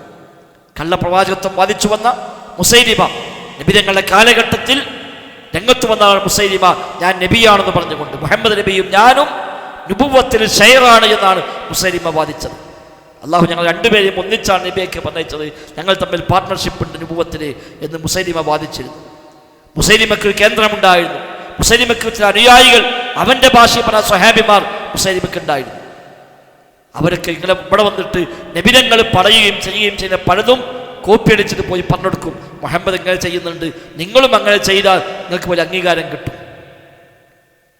മുഹമ്മദ് നബി സ്വല്ലല്ലാഹു അലൈഹി തങ്ങളുടെ പല മുഅ്ജിസത്തുകളും അവർ പോയി പറഞ്ഞു കൊടുക്കും.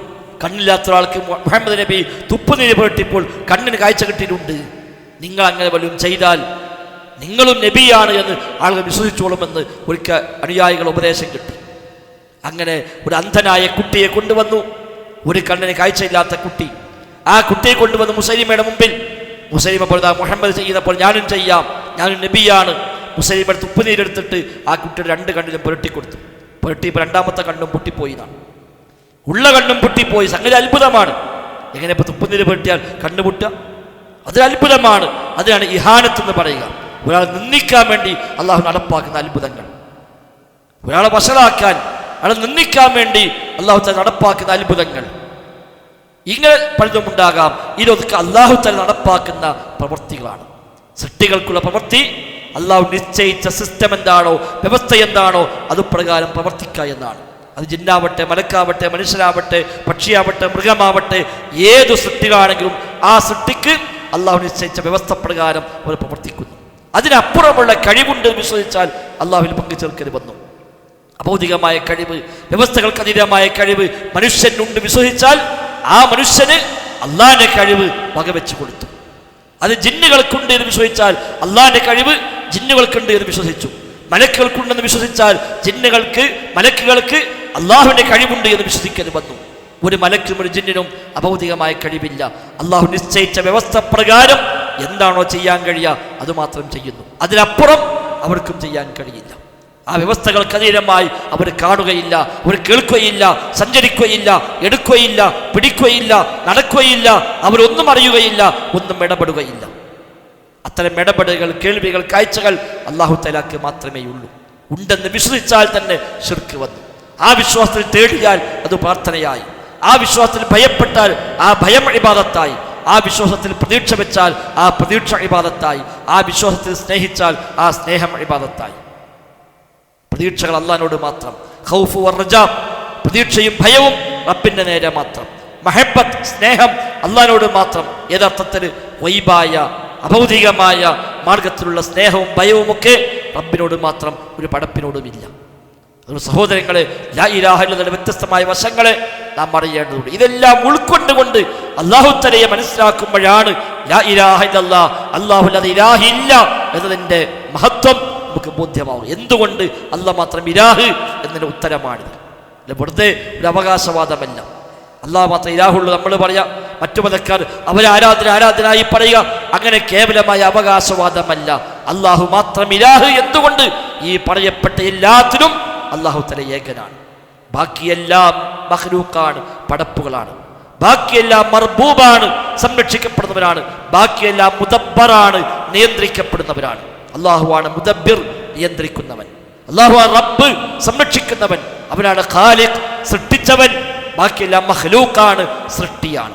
അതുകൊണ്ട് സൃഷ്ടി സട്ടാവിനെ ആരാധിക്കുക, സൃഷ്ടി സട്ടാവിനെ ലക്ഷ്യം വെക്കുക, സൃഷ്ടി സട്ടാവിനെ ഭയപ്പെടുക, സൃഷ്ടി സട്ടാവിലേക്ക് അഭയം തേടുക.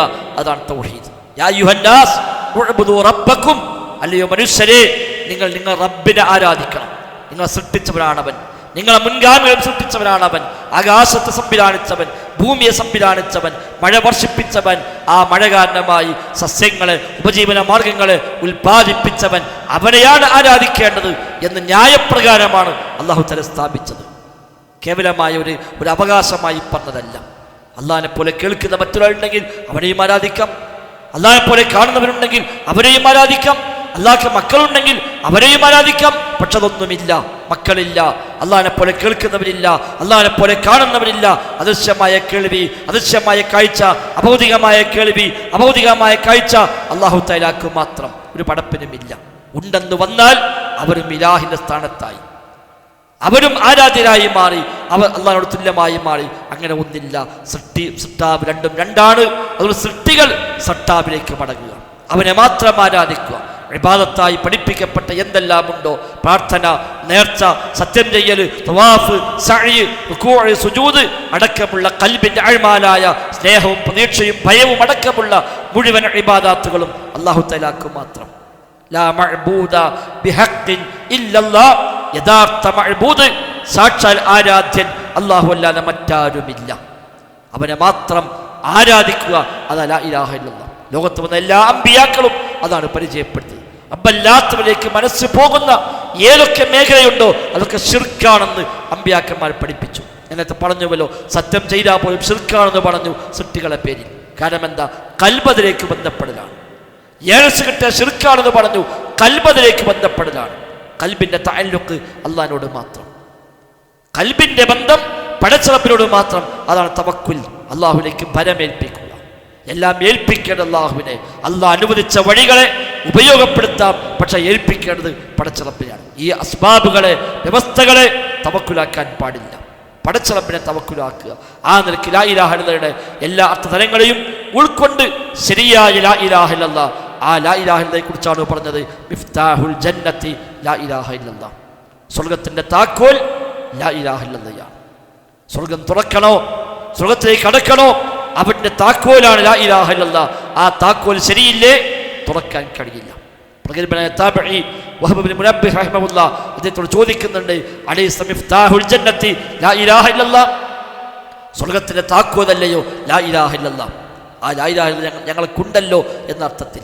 ഞങ്ങൾക്കുണ്ടല്ലോ, ഞങ്ങൾക്ക് പറയുന്നുണ്ട് ലാ ഇലാഹ ഇല്ലല്ലാഹ്, എല്ലാവരും ചൊല്ലുന്നുണ്ട് ലാ ഇലാഹ ഇല്ലല്ലാഹ്, അതല്ലേ താക്കോൽ, അതുണ്ടല്ലോ, പിന്നെന്ത് പേടിക്കാൻ? ഇമാം വഹബ് റഹിമഹുല്ലാഹ് പറഞ്ഞു, അതെ, സ്വർഗത്തിന്റെ താക്കോലാണ് ലാ ഇലാഹ ഇല്ലല്ലാഹ്. പക്ഷേ ഏത് താക്കോലാണെങ്കിലും ശരി, ആ താക്കോലെല്ലാം ഒരു പ്രത്യേകതയുണ്ട്. ഇല്ലാ വലഹു അസ്നാൻ, എല്ലാ താക്കോലിനും ചില പല്ലുകൾ ഉണ്ടാകും. ഏത് താക്കോലിനും ഉണ്ട് ചില പല്ലുകൾ. ശരിയായ പല്ലുള്ള താക്കോലാണോ തുറക്കപ്പെടും? ഇല്ലേ, തുറക്കപ്പെടുകയില്ല. താക്കോലിന്റെ ഒരു പല്ല് അല്പം വളഞ്ഞാൽ അത് വെച്ച് തുറക്കാൻ പറ്റില്ല, ഒരൽപ്പം പൊട്ടിയാൽ അത് തുറക്കാൻ പറ്റില്ല, അതിലെന്തെങ്കിലും തുരുമ്പെടുത്താൽ തുറക്കാൻ കഴിയില്ല. താക്കോൽ വളഞ്ഞു പോയാൽ തുറക്കാൻ പറ്റില്ല. ലാ ഇലാഹ ഇല്ലല്ലാഹ് ചൊല്ലിപ്പോയാൽ പോരാ, അതിൻ്റെ പല്ലുകൾ ശരിയാവണം, വിശദാംശങ്ങൾ ശരിയാവണം. അങ്ങനെ ശരിയായ താക്കോലാണോ, ശരിയായ ലാ ഇലാഹ ഇല്ലല്ലാഹയാണോ എങ്കിൽ തുഫ്തഹു ലക, നിനക്ക് തുറക്കപ്പെടും, ഇല്ലേ തുറക്കപ്പെടുക ഇല്ല എന്ന് വഹബ് ഇബ്നു മുനബ്ബിഹ് റഹിമഹുല്ലാഹ് അന്ന് പഠിപ്പിച്ചതാണ് 1300 കൊല്ലങ്ങൾക്ക് മുമ്പ്. സഹോദരങ്ങളെ, അതുകൊണ്ട് ലാ ഇലാഹ ഇല്ലല്ലാഹയുടെ എല്ലാ വശങ്ങളെയും നമ്മൾ അറിയണം. ഫഅലം അന്നഹു ലാ ഇലാഹ ഇല്ലല്ലാഹ്, വിശുദ്ധ ഖുർആനിൽ അല്ലാഹു തആല നബിയോട് പറയുന്നു, ഫഅലം, നബിയെ താങ്കൾ അറിയണം, അന്നഹു ലാ ഇലാഹ ഇല്ലല്ലാഹ്, തീർച്ചയായും കാര്യം അല്ലാഹു അല്ലാതെ ഇലാഹില്ല എന്നാണ്. അത് അറിയണമെന്നാണ്. ഫഅലം, അറിയണം. ഇമാം ബുഖാരി റഹ്മത്തുള്ളാഹി അലൈഹി ഈ ആയത്ത് തെളിവായിക്കൊണ്ട് ഒരു ബാബ് നൽകി, അധ്യായം നൽകി. ബാബുൽ ഖൗലി, ബാബുൽ ഇൽമി ഖബ്ല ഖൗലി വൽ അമലി ബിഹി. അറിയുക, പ്രവർത്തിക്കുകയും പറയുകയും ചെയ്യുന്നതിന് മുമ്പ് അറിവുണ്ടാകണമെന്ന അധ്യായം. തെളിവെന്താ? ഈ ആയത്താണ്. ഫഅലം അന്നഹു ലാ ഇലാഹ ഇല്ലല്ലാഹ്. അതുകൊണ്ട് ലാ ഇലാഹ ഇല്ലല്ലാഹയെ അറിയണം, പഠിക്കണം, വിശദാംശങ്ങൾ അറിയണം. അത് വിഘാതമായി വിരുദ്ധമായി വരുന്ന ശിർക്കിന്റെ വശങ്ങളെ നാം തിരിച്ചറിയണം. ശിർക്കിന്റെ വകഭേദങ്ങളെ എല്ലാം നമ്മൾ പഠിക്കണം. തൗഹീദിന്റെ വിശദാംശങ്ങളെ പഠിക്കണം. അറിഞ്ഞും അറിയാതെയും ശിർക്ക് വരുന്നില്ല എന്ന് ഉറപ്പുവരുത്തണം. അറിഞ്ഞും ശിർക്ക് വരാം, അറിയാതെയും ശിർക്ക് വരാം. അറിഞ്ഞും ശിർക്ക് വരാം, അറിയാതെയും ശിർക്ക് വരാം. അതുകൊണ്ട് കാവലിനെ തേടണം. എപ്പോഴും അതിൽ അഭയം തേടിക്കൊണ്ടിരിക്കണം. അതിൽ ജാഗ്രത പാലിക്കണം. ലാ ഇലാഹ ഇല്ലല്ലാഹ് ഉണ്ടെന്ന് കരുതി എന്നും ആ ലാ ഇലാഹ ഇല്ലല്ലാഹയിൽ ഒരേപോലെ നിലകൊള്ളണമെന്നില്ല. യാക്കൂബ് അലൈഹിസ്സലാത്തു വസ്സലാം മരിക്കാൻ സമയത്ത് മക്കളെ വിളിച്ചു പറഞ്ഞ വസിയത്താണല്ലോ, അം കുന്തും ശുഹദാ ഇദ് ഹദറ യാക്കൂബൽ മൗത്ത് ഇദ് ഖാല ലിബനീഹി മാ തഅബുദൂന മിൻ ബഅദി. മക്കളെല്ലാം വിളിച്ചുകൂട്ടി ചോദിക്കുന്ന ചോദ്യം, മക്കളെ വാപ്പ വഫാത്തായി പോയാൽ നിങ്ങളൊക്കെ ഏതു ആരാധനയാണ് ആരാധിക്കുക? ഖാലു നഅബുദു ഇലാഹക വഇലാഹ ആബായിക, താങ്കളുടെയും പിതാക്കളുടെയും ഇലാഹായ ഏകനായ ഇലാഹിനെ മാത്രമേ ആരാധിക്കൂവെന്ന ആ വാക്ക് മക്കളിൽ നിന്ന് വാങ്ങിയിട്ടാണ് സമാധാനത്തോടെ ആ വാപ്പ മരിച്ചു പോയത്. ഇബ്രാഹിം നബിയുടെ പ്രാർത്ഥന, വജ്നുബ്നി വബനിയ്യ അൻ നഅബുദൽ അസ്നാം, അല്ലാഹുവേ ഞാനും എൻ്റെ മക്കളും വിഗ്രഹങ്ങളെ ആരാധിക്കുന്നില്ലെന്ന് നീ ഞങ്ങൾ അകറ്റി നിർത്തണമേ അല്ലാഹ് എന്ന ഇബ്രാഹിം നബിയുടെ പ്രാർത്ഥന അതിപ്രധാനമാണ്. സ്വഹാബിമാർക്ക് നബി ഞങ്ങളെ പഠിപ്പിച്ച പ്രാർത്ഥന, അല്ലാഹുവേ അറിഞ്ഞുകൊണ്ട് ശിർക്ക് ചെയ്യുന്നതിൽ നിന്ന് നീ ഞങ്ങളെ കാക്കണേ, അറിയാതെ വല്ല ശിർക്കും സംഭവിച്ചാൽ നീ അത് പൊറുക്കണേ എന്ന് നബി ഞങ്ങളെ പ്രാർത്ഥിക്കുകയാണ്. എത്രയെത്ര പ്രാർത്ഥനകളാണ് വഹ്ദഹു ലാ ശരീക ലഹ് എന്ന ആശയം ഉൾപ്പെടുത്തിയത്. നിസ്കാരത്തിൽ പോലും ലാ ശരീക ലഹ്, അല്ലാഹുവിന് പങ്കുകാരില്ല. വബിദാലിക ഉമിർത്, എന്നോട് കൽപ്പന അതാണ്. വമാ അന മിനൽ മുശ്രിക്കീൻ, ഞാൻ മുശ്രിക്കുകളിൽ പെട്ടവനല്ല. എല്ലാ ദിവസവും ഫാത്തിഹയിൽ ഇയ്യാക നഅബുദു വ ഇയ്യാക നസ്തഈൻ, എന്നെ മാത്രമേ ആരാധിക്കൂ, എന്നോട് മാത്രമേ സഹായം അർത്ഥിക്കൂ. ഹസ്ബിയല്ലാഹ്, എനിക്കല്ലാഹ് മതി. നിഅമൽ വക്കീൽ, എല്ലാം ഏൽപ്പിക്കാൻ മതിയായ അല്ലാഹയാണ്. തവക്കൽതുല്ലാഹ്, എല്ലാം അല്ലാഹനെ ഏൽപ്പിച്ചിരിക്കുന്നു. ലാ ഇലാഹ ഇല്ലല്ലാഹ് ഏറ്റവും വലിയ ദിക്റായി നിശ്ചയിച്ചു. ആകാശഭൂമികൾ മുഴുവനും തുലാസിന്റെ തട്ടിൽ വെച്ചിട്ട് ലാ ഇലാഹ ഇല്ലല്ലാഹ് മറ്റേ തട്ടിൽ വെച്ചാൽ ലാ മാലത്ത് ബിഹിന്ന, ലാ ഇലാഹ ഇല്ലല്ലാഹ് അവയേക്കാൾ ഭാരം ലാ ഇലാഹ ഇല്ലല്ലാഹ് ഉണ്ടാകുമെന്ന് അല്ലാഹ് പറഞ്ഞതായി നബി ഞങ്ങൾ പഠിപ്പിക്കുന്ന ഹദീസ് ഇമാം ബുഖാരി റിപ്പോർട്ട് ചെയ്തിരിക്കുന്നു. അത്രമേൽ മഹത്വം ലാ ഇലാഹ ഇല്ലല്ലാഹ്ക്കുണ്ട്. അതുകൊണ്ട് സഹോദരങ്ങളെ, ലാ ഇലാഹ ഇല്ലല്ലാഹ് എപ്പോഴും ജീവിതത്തിൽ കറകളഞ്ഞ കൃത്യമായ തൗഹീദിന്റെ വക്താക്കളായി മാറാൻ നാം പരിശ്രമിക്കണം. അത് പഠിക്കണം, അത് പ്രാവർത്തികമാക്കണം. അതിന് വിഘാതമാകുന്ന, വിള്ളൽ വീഴ്ത്തുന്ന ഒന്നും ജീവിതത്തിൽ ഇല്ല എന്ന് ഉറപ്പുവരുത്തണം. എല്ലാം റബ്ബിലേക്ക് തിരിച്ച് അള്ളാഹുലേക്ക് മാത്രം മനസ്സു മടങ്ങി അവൾ തവക്കുലാക്കി അവൻ്റെ ഇട്ടദാസന്മാരായി അവനോട് മാത്രം പ്രാർത്ഥിച്ച് അവനെ മാത്രം ഭയപ്പെട്ട് അവനെ മാത്രം സ്നേഹിച്ച് അവനിൽ മാത്രം പ്രതീക്ഷ അർപ്പിച്ച് അവനിലേക്ക് പരിപൂർണമായി മനസ്സു മടങ്ങിക്കൊണ്ട് സൃഷ്ടികളുമായി മനസ്സു ബന്ധപ്പെടാതെ കൽബിൻ്റെ ബന്ധം സൃഷ്ടികോടില്ലാതെ സൃഷ്ടാവിനോട് മാത്രമായി എല്ലാ അർത്ഥത്തിലും അള്ളാഹുവിലേക്ക് പരിപൂർണമായി തിരിയുന്ന ഹനീഫ മുസ്ലിമ എന്ന് പറഞ്ഞ വജ്ജഹ്തു വജ്ഹിയ ലില്ലദീ ഫത്തറസ് സമാവാതി വൽ അർള ഹനീഫ മുസ്ലിമ, ഋജുമനസ്കനായി വക്രതയില്ലാത്തവനായി പരിപൂർണമായും കീഴ്പ്പെട്ടവനായി എൻ്റെ മുഖമിത റബ്ബിലേക്ക് ഞാൻ തിരിച്ചിരിക്കുന്നുവെന്ന ആ പ്രാർത്ഥന ഉറങ്ങാൻ കിടക്കുമ്പോഴും അല്ലാഹുമ്മ ഇന്നി അസ്ലംതു നഫ്സി ഇലൈക, അല്ലാഹു എൻ്റെ നഫ്സിനെ നിന്നിലേക്ക് ഞാൻ ഏൽപ്പിച്ചിരിക്കുന്നു.